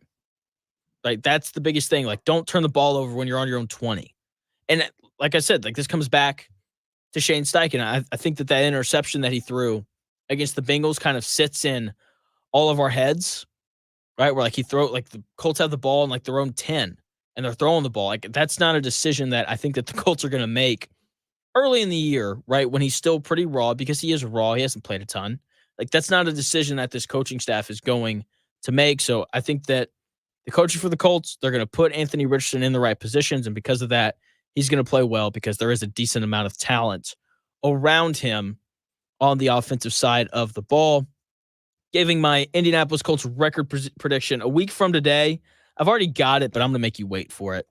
Because you never know. Maybe they show up at practice tomorrow and Nick Cross decides to tackle Anthony Richardson and he gives him a concussion. I don't know. I wouldn't put anything by the Colts at this point. But when we come back here in 4 minutes or so, we've got a couple more takes, a couple big Final 5 NFL takes before that season starts. I'm giving you 2 because I should have started it yesterday. Forgot I was off on Monday. Thanks for tuning in to The Real Jonathan Smith Show. I'll be back here in 4 minutes to tell you why Stephon Diggs to the Texans is an issue. Top of the hour, noon, Stephanie Otey joins me to talk a little Big Ten college football. But Stephon Diggs to the Texans, why it's overrated in 4 minutes.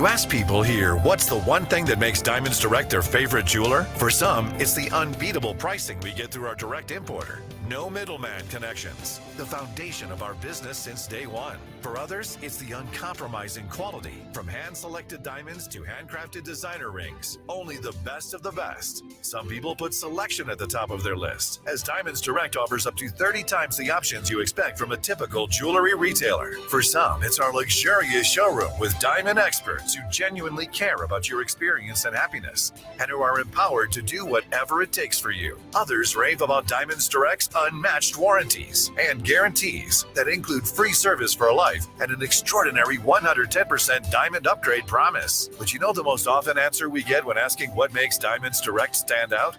It's not one thing. It's everything. Diamonds Direct. Value, luxury, choices, and confidence. Get directions, hours, and more at diamondsdirect.com.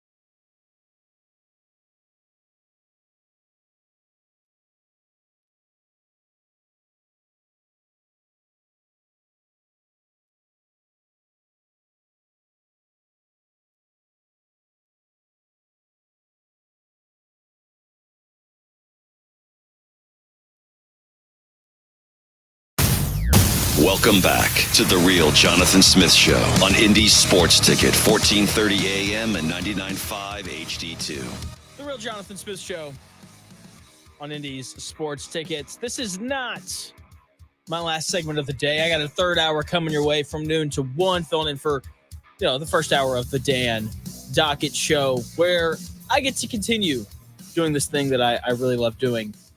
It's great. I love it. I've got a take for you. Stephon Diggs to the Texans is overrated, and it's going to make the Houston Texans worse. Simple as that. The trend for these past few years has been to get these young, good, talented quarterbacks, great receivers, to help the young quarterback improve, right? We saw the Dolphins do it. They go out, they get Tyreek Hill, they bring him into the building, and all of a sudden, what a surprise. Tua looks like a legitimate franchise quarterback. The Eagles do the same thing. They go out, they add A.J. Brown. And, it's great. It's fun. It's awesome. And Jalen Hurts benefits from it. And, there's multiple other examples of this, including the Bills going out and getting Stephon Diggs to help Josh Allen. But there is an example of this where it did not work out, and I think we're going to see something similar transpire with C.J. Stroud and Stephon Diggs. In 2018, this is my example of when it didn't work out. 2018, Baker Mayfield was taken first overall in the NFL draft. Started 13 games that year, appeared in 14. He had a really good year. Everyone thought that the Cleveland Browns had finally found their guy. They'd finally found a quarterback that was going to keep guys from putting brown bags over their heads. Okay, those 13 games, he threw for 3,700 yards, 27 touchdowns, 14 interceptions, and he completed 64% of his passes. Browns went 6-7, but people didn't care. They didn't care. All in all, everyone who watched that Browns team, a lot of people who watched Baker were very pleased with the way that he performed. Everyone thought that Cleveland had their guy. So in the offseason, Cleveland's like, let's get this guy some more weapons. If we give him more weapons, he'll be even better, right? Wrong. They called the New York Giants, and they traded for Odell Beckham Jr. And every Browns fan and every Baker Mayfield fan went crazy. Everyone thought that Odell Beckham's arrival in Cleveland would only make Baker Mayfield better. But that's not what happened. He got worse. Baker Mayfield got worse when Odell Beckham Jr. showed up. In 2019, the year after his rookie year, his first year playing with Odell Beckham, Baker Mayfield started all 16 games. Odell Beckham Jr. started all 16 games. Over the course of those 16 games, Baker Mayfield threw for 3,800 yards, only a 100-yard increase despite playing an extra 2 games in 2019. He threw 22 touchdowns, 5 less than he did his rookie season, even though he played 2 extra games. He threw 21 interceptions in 2019, 7 more than he did the previous year. And he completed 59% of his passes as opposed to 64% the previous year. He got worse. But when you bring in an elite receiver like Odell Beckham Jr. was at the time, only 28 years old, still in his prime, he got worse. Why? That doesn't make sense. It's like, oh, well, they just needed time to mesh. That's funny. The following year, Odell Beckham Jr. gets hurt. Baker Mayfield then returned to his former self. The Browns went 11-5, made the playoffs. Baker completed 63% of his passes, up from 59% the year prior. He threw for 3,500 yards, 26 touchdowns, and only 8 interceptions. With Odell Beckham Jr. out of the lineup, Baker Mayfield was better. And I believe that it's because Odell Beckham Jr. is notorious. When he was younger, he's not this way anymore. Notorious for being a diva wide receiver that expected to have the ball thrown his way every time that he went out in the pattern. And at that point in Odell Beckham Jr.'s career, he had earned the right to feel that way. And so when Baker Mayfield's on the field with Odell Beckham, like there was this pressure to throw the football his way, to make sure he got his targets, to keep this diva receiver happy. And it didn't pan out well for the Browns and for Baker Mayfield. And then when Odell Beckham Jr. got hurt, Baker Mayfield went back to being a solid quarterback. And I think we're going to see something similar with C.J. Stroud and Stephon Diggs this year. Stephon Diggs has been the number one receiver his whole career, entire career. And that changed at the end of last year when the Buffalo Bills fired their offensive coordinator and they elevated Joe Brady to being their offensive coordinator. They ran the ball a lot more. They threw it to Stephon Diggs less. And when they did decide to throw the ball, they didn't throw it to Stephon Diggs. In fact, if you go back and you look at the Buffalo Bills' final 4 regular season games and their playoff game against the Chiefs, or just their last 5 games. If you look at their last 5 games, Stephon Diggs was not the leading receiver for the Bills. It was Khalil Shakir, who had 267 receiving yards in the Bills' final 5 games. Stephon Diggs, final 5 games. Stephon Diggs, big, or supposed to be this big, amazing wide receiver, only had 215 yards receiving in their final 5 games. Khalil Shakir had 2 receiving touchdowns in their final 5 games. Meanwhile, Stephon Diggs had 0. The Bills went away from Stephon Diggs at the end of last year, and that's part of why he wanted out. He was upset. He wasn't getting the targets that he thought that he should get, so he ends up unhappy. He starts to voice his opinion, and the Bills are like, okay, we'll see you. Houston, do you guys want this problem? Houston's like, yeah, we're great with problems. We have that one saying, Houston, we have a problem, and they do now. If Stephon Diggs doesn't get his targets, then he's going to be unhappy about it. And he's not just going to sit there and be mad and go do his job. He's going to sit there, be mad, and tell everybody why he's upset. And young quarterbacks aren't always equipped to handle that. They aren't. C.J. Stroud might be. I could be wrong. I don't think I am. Okay? I think they're really going to struggle to deal with Stephon Diggs and just his personality in the room. And if Stephon Diggs was the number one receiver for this Houston team, I wouldn't feel that way. But he's, at best, going to be their second best receiver because Nico Collins is the best receiver on that Houston Texans football team. And that's going to bother Stephon Diggs because that's less targets for him. And that's going to cause some ruffles. And guess what? There's a real world where Stephon Diggs is their third receiver.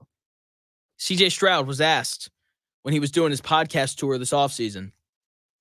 He was asked, if he could have any three receivers in the NFL, in the history of the NFL on his team, who would he pick? And he said, Calvin Johnson, good pick. Jerry Rice, great pick. Should have been his first pick.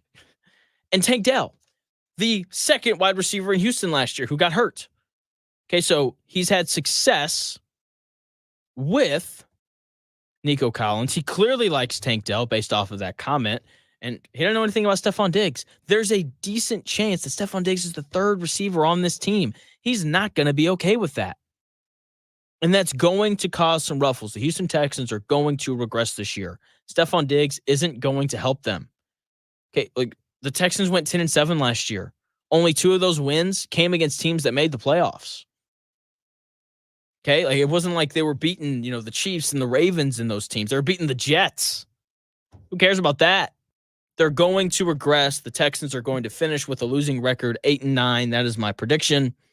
And because the Texans are going to finish with a losing record, they obviously aren't going to win the division. So I'm taking the Jacksonville Jaguars to rebound and win the AFC South. Simple as that. Their schedule is easy.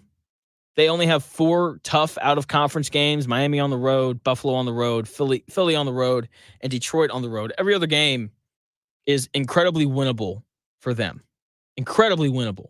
And we also need to keep in mind that Trevor Lawrence is an elite quarterback. He's one of the best 10 quarterbacks in the NFL. He was, said to have had a bad year last year, and people are off the Trevor Lawrence bandwagon. But in a quote-unquote bad year, he completed 2/3 of his passes, 66%. He threw for 4,000 yards, 21 touchdowns. He did turn it over a little bit too much with 14 interceptions, but that's not a bad season, especially when you weigh in the fact that he had a ton of injuries. He sprained the AC joint in his throwing shoulder. Okay, for reference, Anthony Richardson tore his AC joint last year and was out for the rest of the year. Okay, that's not a fun injury to deal with.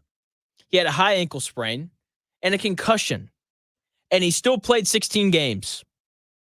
It is incredibly difficult to be as productive as Trevor Lawrence was while being that banged up and also playing behind an offensive line that was not very good. Telling you guys, the Jacksonville Jaguars are going to win the division this year. Okay, because I think it's going to be hard for Trevor Lawrence to be less healthy than he was last year. Okay, so if he's healthier, he will be better. And in turn, the rest of the Jacksonville Jaguars will be better. Their first-round pick, Thomas Bryant Jr., wide receiver out of LSU, big, fast, can just absolutely fly. Everything I've read, everything I've heard points to Thomas Bryant Jr. being amazing in their camp. Now, look, it's camp. It's preseason. Okay, like it doesn't really mean much, but it's better than hearing that he sucks. So Thomas Bryant Jr., a guy who could potentially have a big impact for the Jags. They also bring in Gabe Davis. Okay, like the offense is going to be better this year. Doug Peterson is a proven head football coach. He won a Super Bowl with Carson Wentz and Nick Foles as his quarterbacks. I'm willing to bet he can win with Trevor Lawrence. Okay, they also have a third-place schedule, which was beneficial last year. They had a first-place schedule. And look, it's going to be hard for Trevor Lawrence to be more banged up than he was. And I trust Doug Peterson to do a good job as a head coach. I trust Doug Peterson to do a good job of getting their playmakers the football in space and putting up a lot of points. And their defense this year is going to be better. The defense for the Jacksonville Jaguars this year is going to be better. Josh Allen, the edge rusher, not the quarterback for the Bills. He had 17 sacks last year. One of the best pass rushers in football. And he's not alone anymore because they went out in free agency, something Chris Ballard's never even thought about doing. They went out in free agency and they brought in Eric Armstead, a guy who's had a pretty good career in San Francisco in terms of his ability to get after the quarterback. They'll be better defensively because of that as well. They had a quietly good offseason. The Jacksonville Jaguars are going to win the division. Get on them right now because everyone's off of them. Okay. Everyone loved them going in to last year because they did what the Texans did last year, right? They, won the division late, won a crazy playoff game, and going into last year, everyone loved Jacksonville. And now everyone's off of them. Okay. They're on to the new shiny toy, the Houston Texans, who are about to really struggle because they have to deal with Stephon Diggs. Okay. I'm telling you guys, the Jacksonville Jaguars and Trevor Lawrence are going to win the division. They're going to go somewhere around 11-6, maybe 10-7 wins the division this year. I don't think it does. I think 11 is the number that you have to get to. Jacksonville Jaguars win the AFC South with a record of 11-6. In other news, things happening tonight. Angel Reese, Caitlin Clark playing basketball, baby. Right? The most expensive WNBA ticket ever, at least on record. Okay, it's going to be cinema because it's always cinema when Caitlin Clark and Angel Reese square off and they play basketball against one another. I'm locked in. I'm ready for it. 7:30, Ion, Caitlin Clark, Angel Reese, drama, claws coming out. It's going to be fantastic. And I can't wait. Can't wait to watch Caitlin Clark knock down 28-foot three-pointers, and then on the other end, watch Angel Reese grab 4 of her own misses and then miss again. Can't wait to watch it all unfold. I think the thing that I'm most looking forward to tonight is that the loud minority of Angel Reese supporters out there that somehow, some way think that she's better than Caitlin Clark, they're going to get to see them both on the floor tonight. It's going to be so incredibly evident how much better Caitlin Clark is than Angel Reese. The shooting, the passing, the handle. Caitlin Clark, not a bad rebounder either. And I love it when she gets rebounds. When she gets rebounds, man, get the ball, push it up the floor. Just the way that the Fever play in general. I love it, man. Like, rebound, find Caitlin, we're running. I think every basketball team at every age should do that. Because when you push the ball, you get mismatches, and then you can, attack the mismatch. And, if they don't stop the ball, then you get a layup. If they do, you back it out and you exploit wherever the mismatch is. So cannot wait to watch that game going on tonight. Joining me top of the hour, noon. That's right. I'm staying on it. Noon. The one and only Stephanie Otey covers, mainly Ohio State, but she talks just a lot of college football in general. She's going to join me. We're going to talk about the college football games coming up this weekend. A lot of Big Ten stuff. Going to talk a little bit about IU. They're going to be fun to watch. Look, they're playing FIU. Like, we're not really going to learn much of anything about Indiana, but either way, I'm excited to watch them. I'm excited to see Curt Cignetti on the sideline. Okay, like they're going to be, I think, a lot of fun to watch. They're set to play at 3:30 on the Big Ten Network against Florida International. The game shouldn't be close. Shouldn't be. Doesn't mean that it won't be, because, week one can be a little weird sometimes. So I'm super just excited to watch Curt Cignetti and the rest of that team. My thing just went crazy. I believe that Purdue played last night. I'm honestly not sure. I'll be honest with you, because let's be honest. Everyone knows that Purdue's going to be terrible. Hard to get excited about that, but I do feel like there's a decent amount of positive momentum surrounding IU. I think people are legitimately excited for what Curt Cignetti is bringing. I'm excited to talk to Stephanie about it at the top of the hour, noon, coming up here in about 5 minutes. So we'll talk IU. We'll talk Big Ten. Going to be good. Stephanie Otey joining me here in about 5 minutes on The Real Jonathan Smith Show on Indy's Sports Ticket.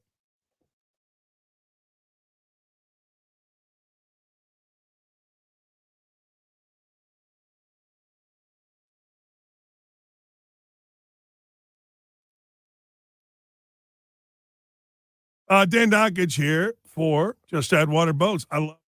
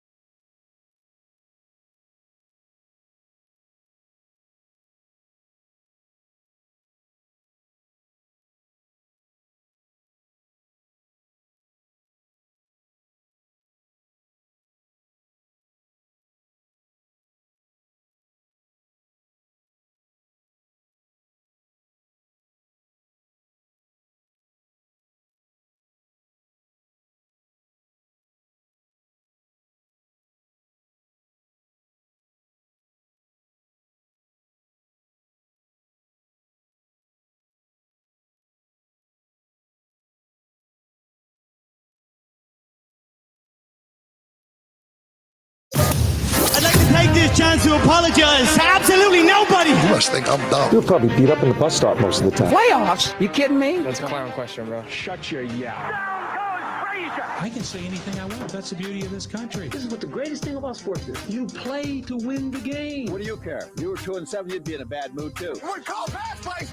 Block. In my entire adult life, I've never used the expression game face. You believe in miracles? Say hi to your mom for me. There will be some people inconvenienced, and if it happens to be their fat little girlfriends, too bad.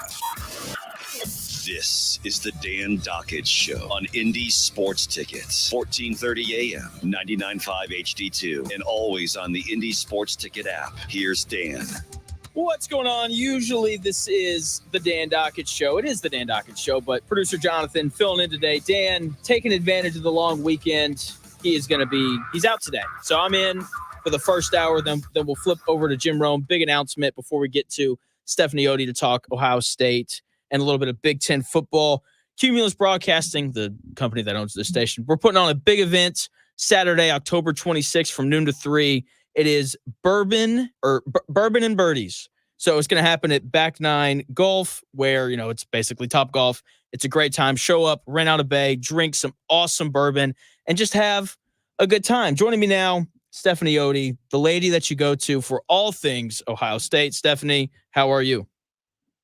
I'm doing so great now that I'm back in Columbus with week 1. We have football tomorrow. I am doing great, Jonathan.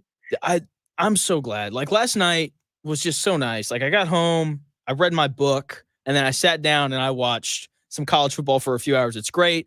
Saturday, the slate is loaded, and I'm with you. I'm so glad that it's back. So obviously, like, we have to talk IU. I think there's a lot of momentum around Curt Cignetti, and there's just a lot of excitement for the first time around IU football in a long time. What do you think would be a good first year for Cignetti and this IU team? Yeah, I mean, I think that was a great hire. He's got a great track record, and everyone loves the trash talk, but this still is an Indiana Hoosiers team that's coming off of a 3-win season, and they're banking on transfers, potentially 15 starters from transfers, but I think it could be an uphill battle for them. The schedule is not unbearable for them, but the benefit to them is that they no longer have that Big Ten Eastern Division. There is a 12-game playoff. I don't see that in the works for them this season, but in a few years, it should be able to get there. But, it's an uphill battle for them right now. But there are some scheduling things working in their favor.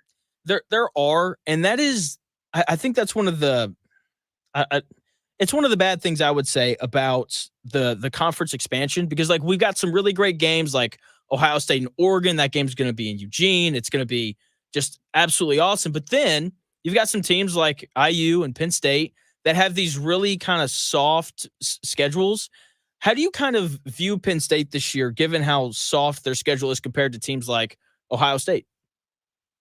Yeah, well, thinking of that Eastern Division going away, I think out of any team in all of college football, Penn State benefits the most from this extended playoff. 6 years they would have been in the playoff if they had that 12-game playoff earlier. But now there's no divisions, and best of any schedule situation in the Big Ten for them. They have an experienced quarterback, but there's a lot of expectations with James Franklin. They're 8th ranked right now, but looking at them, they have a good defense returning. They still have some big names on the schedule, but they should absolutely be in the playoff. They should be. Like, like you said, like they benefit more than anyone else. Their schedule is a huge break this year. They play Ohio State, I know, later in the year, but outside of that, they have a tough game against USC. That's really it. Joined by Stephanie Otey, who covers the Buckeyes of Ohio State and all things Big Ten college football. So I think that the national consensus around the Big Ten is that Ohio State and Oregon are just a step above everyone else in the Big Ten. How big of a gap do you think there is between those two teams and kind of that second tier of like Michigan and Penn State? Yeah, see, this is where I definitely have to put my emotions aside and not just go out with Ohio State, because I was looking at those futures, and Oregon is a real threat. You see some rebuilding with some teams. Michigan, they should still have a top-ranked defense. They lose out on a lot of offense that they lose from, they lose Jim Harbaugh, they lose J.J. McCarthy, but it's still Michigan we're talking about. So I think when you're looking at the jump from some of these teams like Oregon, Ohio State, then there's a little bit of Penn State, Michigan's still up there.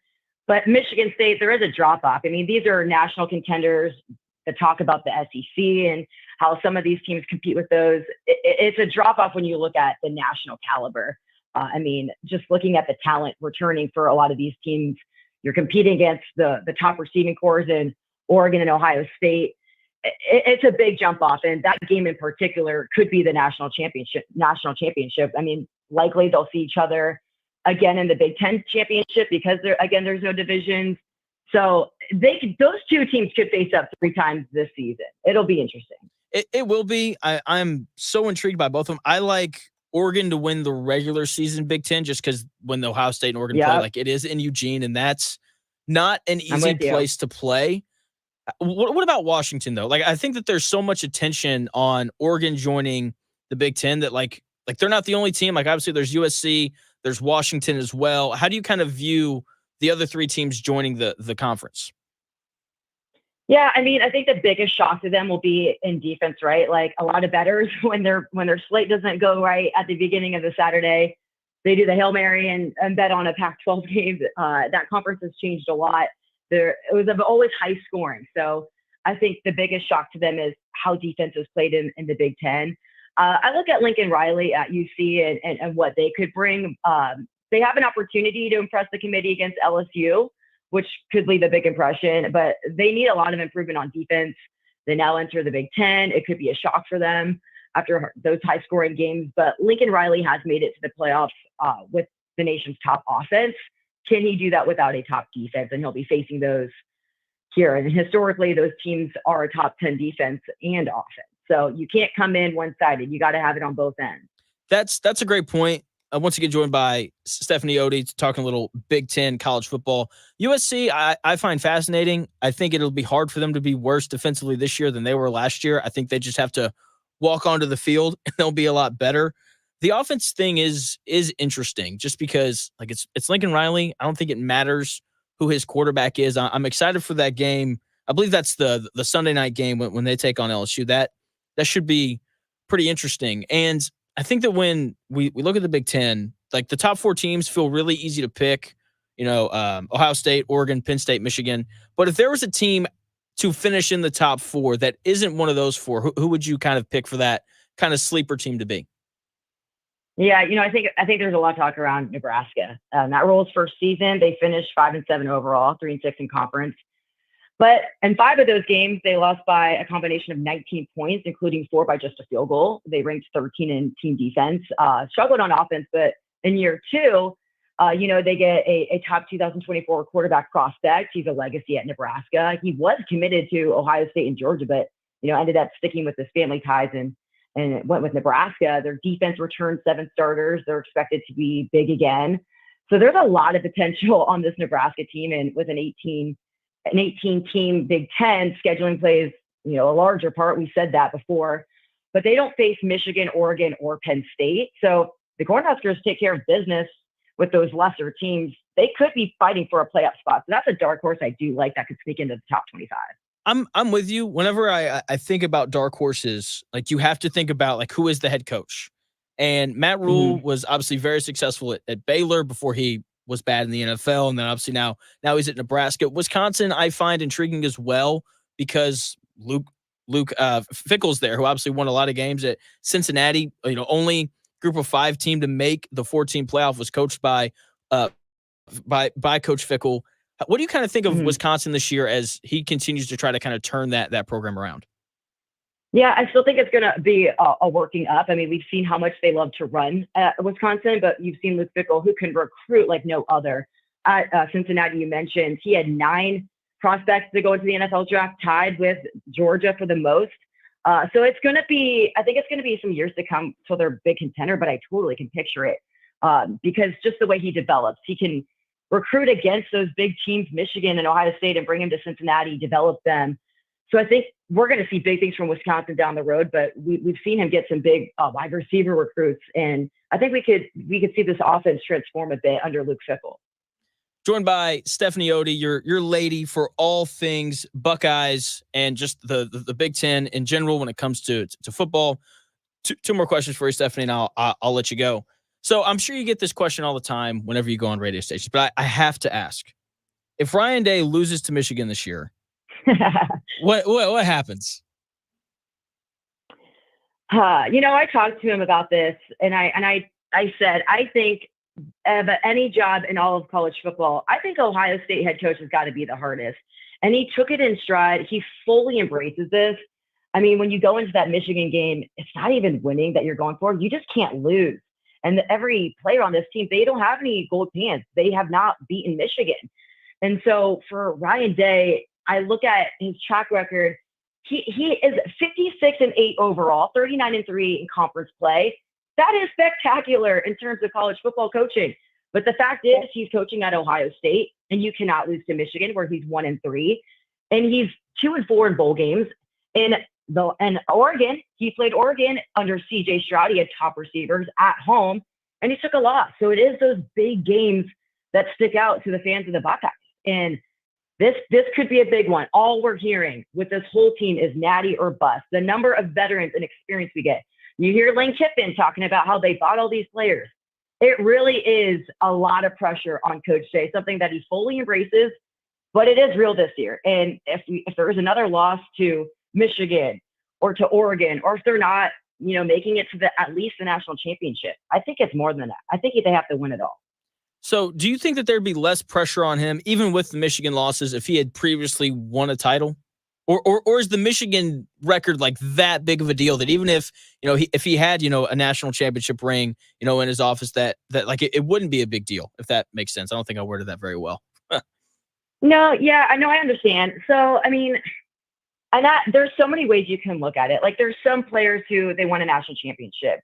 Archie Griffin, for example, who's being honored at the game tomorrow.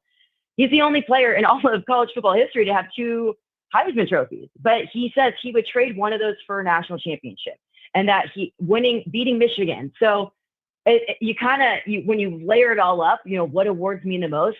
Michigan is really up there. These players don't know what it's like to beat their rival, and it's standing out. I mean, you have players, young kids who don't really know how much this rivalry is because Ohio State dominated for so long, but now it's a 4-year drought for the Buckeyes, and so it's something that they're not used to. And so at Big Ten Media Days, yeah, it was natty or bust, but you hear Emeka Egbuka, Denzel Burke, Michigan's on there. I mean, they want to beat that team.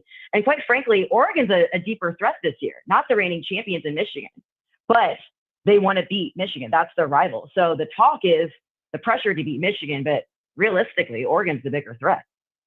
They really are. Like Oregon, and I haven't made any futures bets yet, but Oregon is definitely on the short list of teams I would consider to put some money down on them to win the title. They were really good last year. I want to hedge it. Do you really? Yeah, so I took a few. This is where I got to put my heart to the side. But I mean, you look at this team and you go into practice and they are the real deal. I mean, you just see the way that they're coming together. I mean, I think they baptized 50 players or 50 people earlier in the week, and that was national news. And just you hear Ryan Day talk about things like that, about how much this team is so invested in each other. Will Howard comes in and completely just embraces the offense and takes command there. Kingshawn Junkins, another big name. You get so many transfers that just completely embraces brotherhood. So they really are playing for each other. So it feels different, but I can't help but get past these big games that Ryan Day hasn't won. I mean, there was questions for me around CJ Stroud even playing in big games. And then you see him just completely ball out in the NFL. So I'm like, so what is it? What is it that we can't get past some of these big games? And so, yeah, the question could be around Coach Day, but what has he done to adjust that? He hands over his offense to Chip Kelly, and we hear how much he trusts him. And so this could be a big year. And I think a key factor in that is the amount of experience we have, the amount of transfers that you can say they bought those players, but they're completely bought in. And I think the X factor is that Chip Kelly calling the offense. Last question for you, Stephanie, and I'll let you go. What is the biggest difference you've seen now that Chip Kelly has taken over the offense? Like, does the offense look different, or is it still pretty much the same? There are just some slight tweaks. Like, what's the difference from a Ryan Day coached offense to now a Chip Kelly coached offense? Yeah, I mean, so there's been questions around the offensive line. That was a weaker point that we saw in the Cotton Bowl against Missouri. So he's addressed that. You get Trevion Henderson healthy, and then you get that 1-2 punch with Kingshawn Junkins, transfer from Ole Miss. So I think it's in the passing game. I mean, Will Howard, we've seen him play in the Big 12, but he did not have the receiving core that is at Ohio State. And he's really good. We saw Chip Kelly really love to run it down or throw it down the middle, and that's where some of the receiver options that he has here can excel. We always hear about how much he loves to run the ball. I think having a dual threat quarterback is a big part of that as well. But we hear from Urban Meyer even acknowledge it that, it's not just about the run. You want both sides playing into it. And with the receiving core that Ohio State has, that'll be a difference for Will Howard. And quite frankly, I think he was the perfect quarterback for Chip Kelly's offense. So we're going to be able to see both of those being utilized. But I think addressing that Achilles heel in the offensive line is what can turn this offense around. Okay, I hope you're right, because the Big Ten, I find it fascinating this year. Ohio State and Oregon, they're going to be awesome. Stephanie, thanks for your time. Thank you so much. It's been great. Thank you. That is Stephanie Otey. You can follow her on Twitter at Steph Otey, Otey. All things Buckeyes, all things Big Ten. She does a great job. Joining me in 4 minutes, calling a little audible here, Dan Dockich, the guy who's usually on the air during this hour. He's going to join me via phone. We're going to talk about our bets from last night. We've got a new segment every Thursday. We're giving you the luck of the weekend, and we both missed our bets last night, but that's okay. That's okay. Dan Dockich joins me here in about 4 minutes.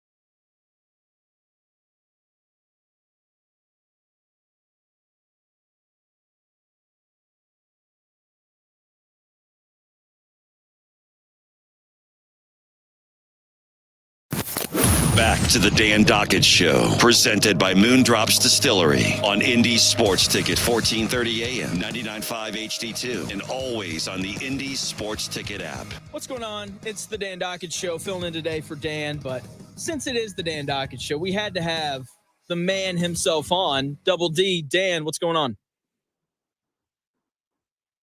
Uh-oh. Dan, you there? Yeah, I'm here. I all of a sudden I lost you. Hey, 50 wasn't enough, big boy. Hey. 50 points. Arkansas rolling last night over Pine Bluff. I was keeping my eye on it, and they never let off the gas. So Pine Bluff was just that bad, huh? That's pretty much what happened. So I had the game up last night because I was tracking your bet, which you also missed. Yeah. Colorado minus 9.5. I had it split screen, and this is why I think that the gambling's the best, is because, you know, it just gives you something extra to watch. And I was sitting there and I was like, I watched the first few drives from Pine Bluff and I was like, these guys suck. I'm in trouble here, man. You know, it's funny when you bet enough on college football, you kind of can tell. And then in our game, what were we up, like 11, I think. And you could just tell. And shout out to the cash man, because he said take Cam Miller, the quarterback, to score. I did. He actually took him to score twice, which he did. So I did win that bet. But, you know, Jonathan, you just know it's coming. Like, I'm watching, they're driving, I'm doing the math. I'm like, yeah, a little bit of a prevent defense here. The guy runs it in for a touchdown. And no, you just, God, a game like that. But hey, what'd you think of Colorado? I don't think they're very good. Still, I'm doubling down on my take from yesterday. Like, North Dakota State's good. I just watching just the line of scrimmage. I like Colorado's defensive line, but I just like they didn't get much of a push. If they can't protect Shadur Sanders against North Dakota State, who is clearly, you know, at least a good football team, I just don't know how they do against the rest of the Big 12, which should be a step up in competition.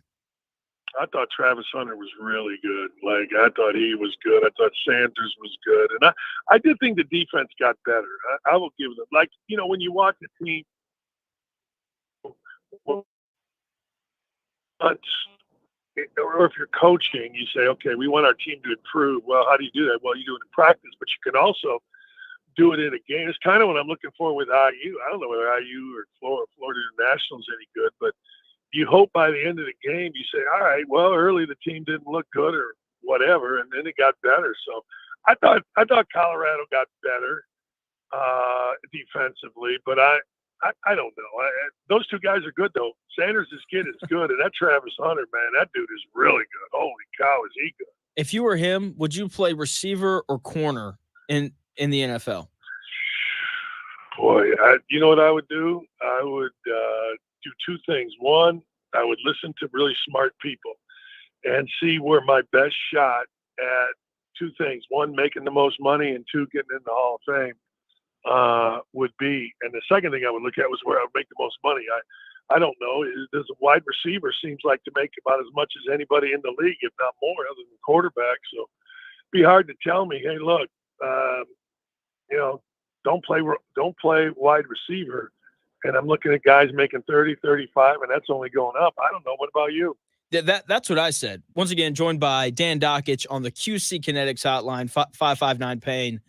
If you have any joint issues. Yeah, I'm with you. Like, and the other thing is, like, when I watch just general TV, I never see like Sauce Gardner in a commercial. I see Devontae Adams and Justin Jefferson, and there's like, you know, I think you're more likely to sign some endorsement deals if you play receiver as well. And, you know, I had a guy on earlier. He said that the average gap between a receiver and a cornerback contract is like $10 million. That's tough to turn that down.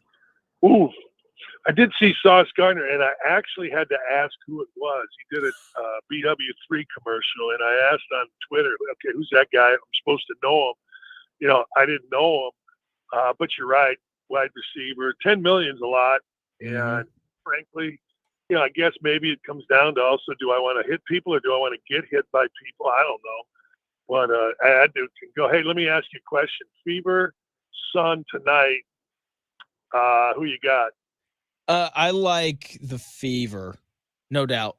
I mean, it's a sky, right? It's Angel Reese. I think that's what I say. The sun. Yeah, it's Barbie night in Chicago, big boy.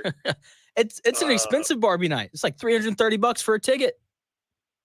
Dude, it's more than that. I just read we did a thing on Outkick yesterday where there's some going for as much as $2,500. Some, the lowest we saw, lower level was going for $890.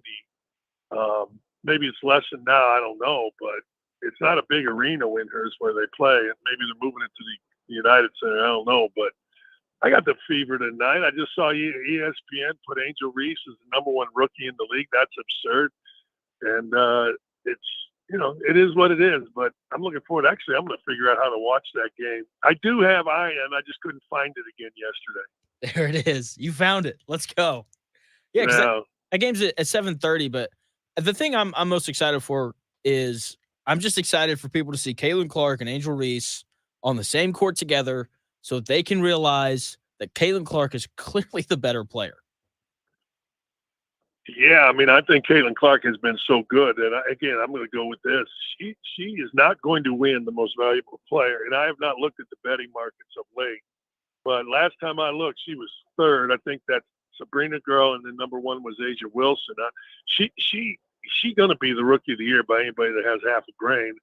But she's also, I think, and maybe I'm wrong, I don't know, but I think she's going to be in the conversation, if she isn't already, for MVP. Now, there's no chance, zero, zip, none, that the media, the OGs, the angries of the WNBA are going to allow it. But if you look at what she's done, where her team's going, and if they continue, however many games they got left, winning the vast majority of them, you can make that argument. And I've said this before, Coach Sides is the coach of the year. I think she is the coach of the year. I think it's a runaway, and I think she's done a great job.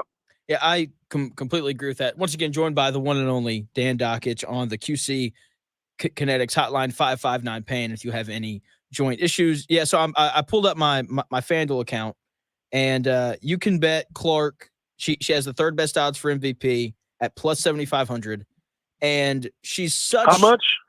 Plus 7,500. Yeah, that's where it was a few weeks ago. Last time I looked, maybe it was early last week. That's exactly where it was, plus 7,500. Who's second? Nafisa Collier plays for the Lynx. She just had a big game against Angel or against Caitlin Clark. So how about us? Football season's here, and we're talking about MVP odds for a Fever player. Go. You go, Fever. There you go, man. Let's go, right? Yeah, well, you can't even bet Rookie of the Year anymore. That's how big of a favorite Caitlin Clark is. Isn't that amazing? But you got these publications that just, because of one reason or another, who knows what the actual reason is, or who knows, maybe they're just trying to get shows to talk about and get some clicks like ESPN's trying to do. And she's not even the favorite according to them, but you can't bet them on the bet. Always go with the damn betting markets. Seriously. That's what you always do. Go with the betting markets. They'll tell you because they figure it out better than anybody, obviously. They really do. It's pretty incredible. So are you going to have a chance to watch some college, any of the college football tomorrow? Because there's several good games. Yeah, I told my wife and the couple that we're going to Pinehurst with, and the guy is a good friend of mine, and he's saying the same thing. Look, there's going to be a phone in the cart with games on, and he and I are going to ride together. He'll have one game on, I'll have the other game on. There's absolutely no doubt. We're going to bet our faces off. We're going to bet all day. North Carolina has DraftKings, which I found out earlier today, which is exceptionally good. Because can you imagine being, first weekend of college football and you're in a town or you're in a state that doesn't have DraftKings or the ability to online sports bet? That would be torture. We would have to move our act somewhere else. But man, yeah, we're going to watch everyone. I'm looking forward to Indiana. I want to see if they just look different. I've been watching Indiana since '73. I want to see if they look different. Yeah, I'm really intrigued to have I'm intrigued to watch them. They've got like a ton of new transfers that are going to be playing, and I think that the goal is, look, if you're watching FIU and Indiana in the fourth quarter, it's probably going to be a bad year, right? Right. Yeah. I mean, you're hoping that, the only reason you're watching is you don't want a backdoor cover. What 22 is the line, I think. and you don't want, you're up 30, and God forbid they go for 2, and next thing you know, that'd be the only reason. The other game I want to watch is Georgia and Clemson. Everybody, you and I talked about it yesterday. We played a bunch of audio from people getting all over Dabo Swinney, but like always, all you got to do is win this game, which is a lot easier said than done, obviously. But you win that game, and all of a sudden people are hot on Clemson, and they're questioning what Georgia's all about because of all the off-field stupidity that Georgia's been through over the last couple of years. I'm anxious to see that, and I always love, whether it's Florida State, or Florida State, Miami, or Florida, Miami. I think those games are always tough, man. Guys know each other. I always think those are a little bit personal. So yeah, man. And, who's Purdue open with? Indiana State. Yeah, I think they played last night. I was looking for that score earlier. Oh, yeah, that Purdue tells you how irrelevant they are when it comes to football. Wait a second. You're telling me Purdue played last night? I thought I saw them on my my TV screening. Maybe I was wrong. I'm not seeing it here. If you went through the guide, the Big Ten, one of those Big Ten channels on YouTube TV had for the last 3 days Purdue, Indiana State next. That's what I saw then. Because they play tomorrow at noon against Indiana State. Yep. Yeah, and Bill Mallory's son, I can't remember his name. He's the coach. I remember him when he was just a little kid. And now he's done a pretty good job at Indiana State. But, the lineup Purdue's interesting. A lot of people with Purdue think they're going to be pretty good. Think Harrison Card is a pretty good quarterback, or Hudson Card. And that line is only 4.5 with plus money. Not the line, excuse me. The over-under for wins is only 4.5 with plus money. I don't know. That's a little sexy to me. I might take that just for the hell of it, just to have something to do and reason to watch Purdue. Their schedule's just brutal, though. That's kind of the issue with the 4.5. Like Ohio State, Penn State, Oregon, Notre Dame. Yeah. Like that's 4 losses right there, right? Yeah, there's nothing good there. And by the way, if you're headed east on I-70 and you get into the great state of Ohio, we are currently stopped. Totally, completely stopped. So there you go. Let's go a different direction. I'm a little pissed that my maps or Waze didn't take us somewhere else, but what are you going to do? Get on the left shoulder and go by everybody. Oh, that's a great move. But in a younger day, my brother, the great Tom Dockich, and I would do that almost like it's our job. But nowadays, I have a wife that would, first off, she's driving. Second, she's the biggest rule follower in the world. She is like, if there's a rule, I'm following it because that rule was made for a reason, which I respect most times, not all the time. Except for the speed limit, though, right? You made it sound like she's a bit of a speed demon. No, she'll go. No, she'll go. She asked me today. She goes, "It's 70. How fast? What do you think?" I said 90. She said, "No, 78." And that's in that gray area. Yeah. But serious business. I mean, there's like 1 million trucks here on 70. We are going 10, so we've sped up a little bit. So try to avoid it if you can. Okay, fair enough. Once again, joined by the one and only Dan Dockich. This is his show. He's just on vacation, which is pretty great. He's joining me via the QC Kinetics hotline, which is why he's able to play golf, right? Yeah, man. QC Kinetics, you said it, 317-559-PAIN. That's 317-559-PAIN. Hey, before you let me go, give me a prediction tonight. If I were going to say to you, all right, I got 3 games. Would this pay off? Moneyline Fever, Moneyline IU, Moneyline Purdue, and then Moneyline Notre Dame against Texas A&M. You want to parlay that? Yeah, would you take all 4 of those in a parlay? I think that Texas A&M is going to beat Notre Dame, so no, I wouldn't.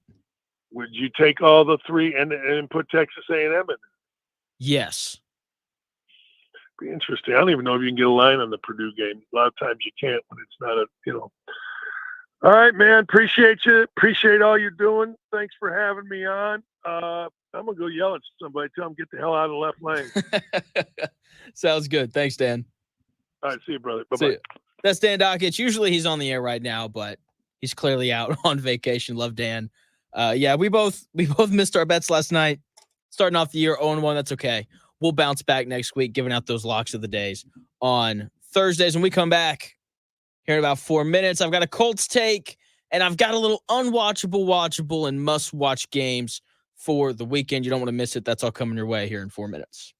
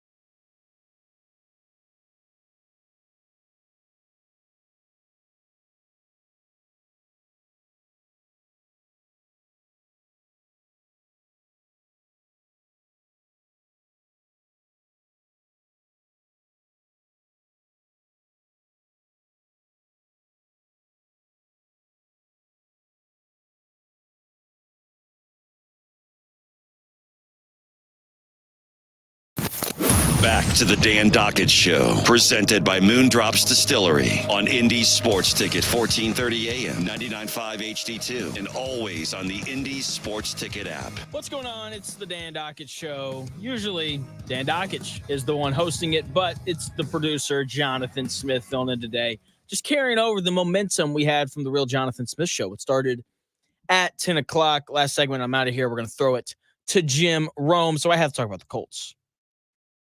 I have to. So leading up to the NFL and Colts seasons, I'm doing this thing calling it Final Five Takes. So the final 5 shows, which, today is 5, until the start of the Colts season, I'm going to give you a take or a prediction on something that I think is going to happen. Doing the same thing with the NFL.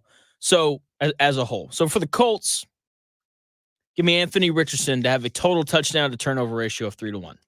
Give it to me. Write it down. Put it in pen. It's going to happen. Now, look, if he only plays one game and he has 3 touchdowns and 1 pick, then hey, man, that's 3-1, and I'm right. But seriously, I do think that he's going to be a bit healthier this year. That's the hope, at least. And I really do believe that he's going to be 3-1 from touchdowns to turnovers. I don't know what that's going to look like. Like, I don't know what the split's going to be, but I'm assuming he's going to score around 13 rushing touchdowns, and he's going to score around 25 passing touchdowns. So that is a total of 38 touchdowns. I think he's going to hover around and kind of be in that area. And look, the rushing stuff shouldn't have to be explained, but I'm going to do it anyway. He ran the ball effectively in the red zone last year. Like, we didn't get to see much of Anthony Richardson. We only got him in these short glimpses. Okay, in the 12 quarters that he played last year, he had 4 rushing touchdowns. So, in essence, he basically played 4 games, and he had a rushing touchdown in all 4.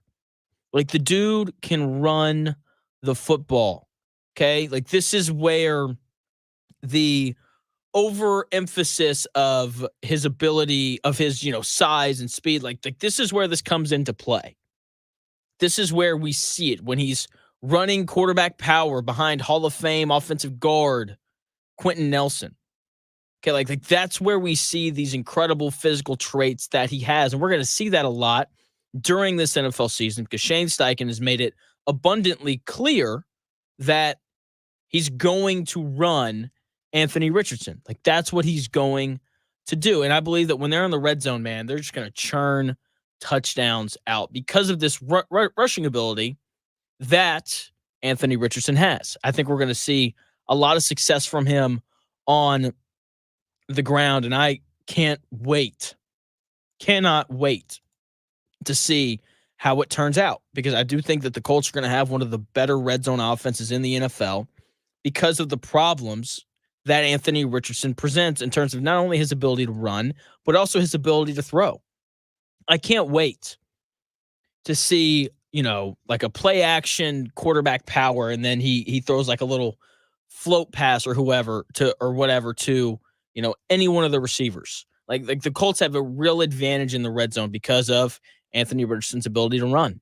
And when it comes to him throwing the football, because I think that people would agree that there's no really concern outside of obviously the injury stuff when it comes to Anthony Richardson running the ball. I think everyone knows that Anthony Richardson is talented when it comes to his ability to run the football.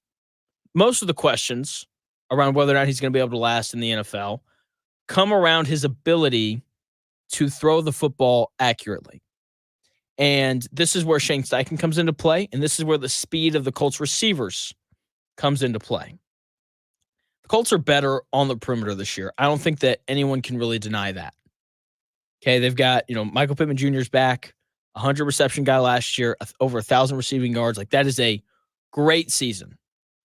And then from there, you bring in A.D. Mitchell, who's got legit 4.3 speed, like a guy who can, catch a wide receiver screen and just be gone.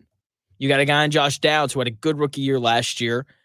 I'm willing to bet that he's gotten better. Even if he hasn't, he was still a good player last year. Anthony Gould, another guy who can absolutely fly with 4.3 speed. Like, there's a lot of talent and speed on the perimeter of this Colts offense that Shane Steichen gets to kind of toy with and hopefully leverage to the advantage of Anthony Richardson that leads to a bunch of touchdown passes. And I think we're going to see it. I think we're going to see some cheap touchdowns this year from these Colts receivers where, Anthony Richardson throws a slant, A.D. Mitchell catches it, and because he runs a 4.3, you blink and he's in the end zone. I think we're going to see a fairly decent amount of that. And I'm excited for what Shane Steichen is bringing to the table. I trust Shane Steichen to create a powerful offense with Anthony Richardson as the quarterback. The Colts were 11th in scoring last year. They averaged the 11th most amount of points per game last year with Gardner frickin' Minshew as their quarterback. Okay, Gardner Minshew was the quarterback. Jonathan Taylor didn't play very much. He had a career low in touches last year because of the contract holdout, and then the thumb injury that still doesn't make a ton of sense to me because he hurt the thumb, and then he finished the game, and then he didn't play again. It was really weird. But, that's not going to, hopefully it doesn't happen this year. There definitely won't be a contract dispute on Jonathan Taylor's part. And so there's, I think the Colts have just gotten better on offense. Like the offensive line's supposed to be awesome. A.D. Mitchell, Josh Downs, they bring a little bit more explosiveness. So does Anthony Gould. Alec Pierce apparently had the best training camp of his career. So the offense that's going to surround Anthony Richardson is better. And man, I got all the faith in the world in Shane Steichen. That's no secret. Okay, he helped Justin Herbert have the best rookie season we've ever seen a quarterback have.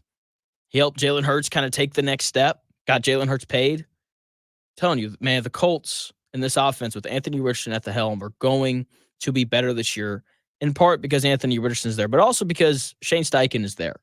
And I know that he's going to put Anthony Richardson in positions to succeed, and I know that he's going to do a good job of making things easy on Anthony Richardson. Okay, and I know that people are pushing back on the whole Anthony Richardson thing. It's fine. I got someone here in my YouTube chat like Gardner Minshew was a Pro Bowler last year. Yeah, he was like the 7th alternate because other guys didn't want to play in it. Jeez. Come on now, have some common sense. Gardner Minshew's not that good. He's going to end up in Las Vegas. The Raiders are going to win like 3 games this year, and they're going to draft a quarterback. That's what's going to happen because Gardner Minshew isn't very good. Simple as that. Okay? And so I think that the highs with Anthony Richardson are going to be high. I think that the Colts are going to score a lot of points. But with that being said, Anthony Richardson is going to make mistakes. He's going to. Okay? I think he's going to throw somewhere around 10 interceptions, fumble the ball probably around 3 times. That's kind of my assumption. That puts him at 38 total touchdowns to around 13 turnovers. That's not quite 3-1, but hey, we'll call it 3-1. We just have to hope that those mistakes, whether it's a fumble or an interception, like they just can't come at bad times. Like if he's throwing an interception and on his own 30, that's an issue. If he's throwing an interception when there's 2 minutes left and the Colts are trying to put together an awesome drive to win the game, then that's obviously not ideal. If the Colts are winning and they're trying to run out the clock and he fumbles the football away, not ideal. Like that, I think is really what's going to make and break this Colts season, because I do think they're going to find success on offense. The question is, when do those Anthony Richardson mistakes that we know we're going to see, because he's the youngest starting quarterback in the NFL now that Drake May's not going to start New England, when do those mistakes happen? That is going to have that's going to dictate how this Colts season goes, and whether or not they're a 10-7 team that makes the wild card, or they're a 7-10 team that is, picking pretty high again. So we'll see how that goes. I'm excited to see what Anthony Richardson brings. He's going to be good. Okay. He's going to produce points, but there are undoubtedly going to be some mistakes made along the way. What in the world, John M? What are you talking about? You never answered the question, will your fantasy football quarterback make the Pro Bowl as a 7th alternate? I don't know. I don't really care about the Pro Bowl. The Pro Bowl is the most overrated thing ever because no one wants to play in it. It's not real football. Okay. And Tyler Huntley made the Pro Bowl last year. Like, who cares about the Pro Bowl? Be all pro. Okay. Like the Pro Bowl is equivalent to being voted into the All-Star game in the NBA. The fans vote on it. Okay. It's legitimately a popularity contest. If you want to impress me, be all pro. Gardner Minshew wasn't all pro last year. He didn't even sniff it. Okay. So no, I'm not. Ugh. Anyway, moving on. 7:30 tonight. The Indiana Fever gets set to take on Angel Reese and the Chicago Sky. Look, it's going to be cinema. There's going to be, a lot of drama. People are going to be invested. Twitter's going to be a wonderful, wonderful battlefield for the Angel Reese lovers and the Caitlin Clark lovers going at it. It's going to be fun. I'm going to be on Twitter trying to stir up the pot. It's going to be a blast, and I cannot wait to see Caitlin Clark and Angel Reese share the floor together because, I talked about this with Dan in the last segment. Like, she's just clearly so much better than Angel Reese. Like, she's going to clearly be the best basketball player on the floor tonight because, let's be honest, Chicago Sky are very good. They're holding on to the 8th seed. Okay, they may not even make the playoffs. As of right now, big game for the Fever tonight because, one, if something miraculous happens and the Sky and the Fever end up tied with the same record, obviously the Fever want to have the tiebreaker. Okay, like that's, what we want to see obviously happen, even though I don't think that the Sky are going to all randomly surge late. I don't think that that's much of an issue, but in case it is, we want for the Indiana Fever to obviously have the 3-1 head-to-head tiebreaker. But more importantly, the Indiana Fever are only half a game out of the 6th seed, which obviously you want to be as high of a seed as possible. So big game tonight for the Indiana Fever, taking on the Sky, even beyond just what this is going to turn into. Caitlin Clark versus Angel Reese. I'm excited for it. I'm tuned into it. 7:30 tonight on Ion. Cannot wait to watch that game tonight. And then we get to follow it up with some awesome college football over the weekend. I'm going to do this segment every Friday to close my show. Unwatchable, watchable, and must-watch games coming up this weekend in the world of football. In the world of obviously, no NFL stuff this week. NFL games start on Thursday. Must-watch games this Saturday for college football. Got to watch Georgia and Clemson. I am bullish on Clemson this year. They're bringing a lot of guys back, bringing back the quarterback. Georgia's going to be awesome. That game should be wildly entertaining. 19th ranked Miami takes on Florida. All those games are fun anytime you get two Florida teams matched up. I think Miami has a real shot. I picked them to win the ACC. Mario Cristobal, that guy can coach. So Miami, Florida, that game should be interesting. My boss keeps telling me that Florida's going to be good this year. I'll believe it when I see it. But obviously the nightcap tomorrow night, Notre Dame, Texas A&M, got to tune into that. Kyle Field at night is always electric. Texas A&M fans are crazy. That game is going to be an absolute blast to tune into. Sunday Night Football, USC, LSU. That game's going to be fun. Can't wait to watch that. Watchable games, Penn State, West Virginia. That's where College Game Day is going to be. Excited to see how Drew Aller and that Penn State offense looks. West Virginia, we'll see. I'm really more interested in that game because of Drew Aller and that Penn State offense, really just that Penn State team in general, because they're probably going to make the playoff. And then South Dakota State plays Oklahoma State tomorrow. Interested in that one too, because South Dakota State's Kevin Potts was on my show earlier today at 11 o'clock. He was great. You can listen to that interview at whenever the podcast drops. Just go to Spotify, Apple, search for The Real Jonathan Smith Podcast, and it'll pop up there for you.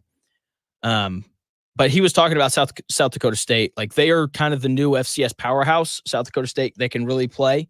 So watching them take on Oklahoma State, that's going to be fun and interesting. I really cannot wait to watch that game. Obviously, FIU tomorrow. Got to watch that one. See what this new Kurt Cignetti regime at IU looks like. I'm fascinated. This, feels like really the first time in my life that there's actually some positive momentum around IU football. I know that's not entirely true. I know they were good when Michael Penix was here and all those things, but for the first time in a while, there's real positive momentum around Indiana football. And that's exciting for me because I love college football. Can't wait to watch that. Purdue, Indiana State, that game is tomorrow at noon.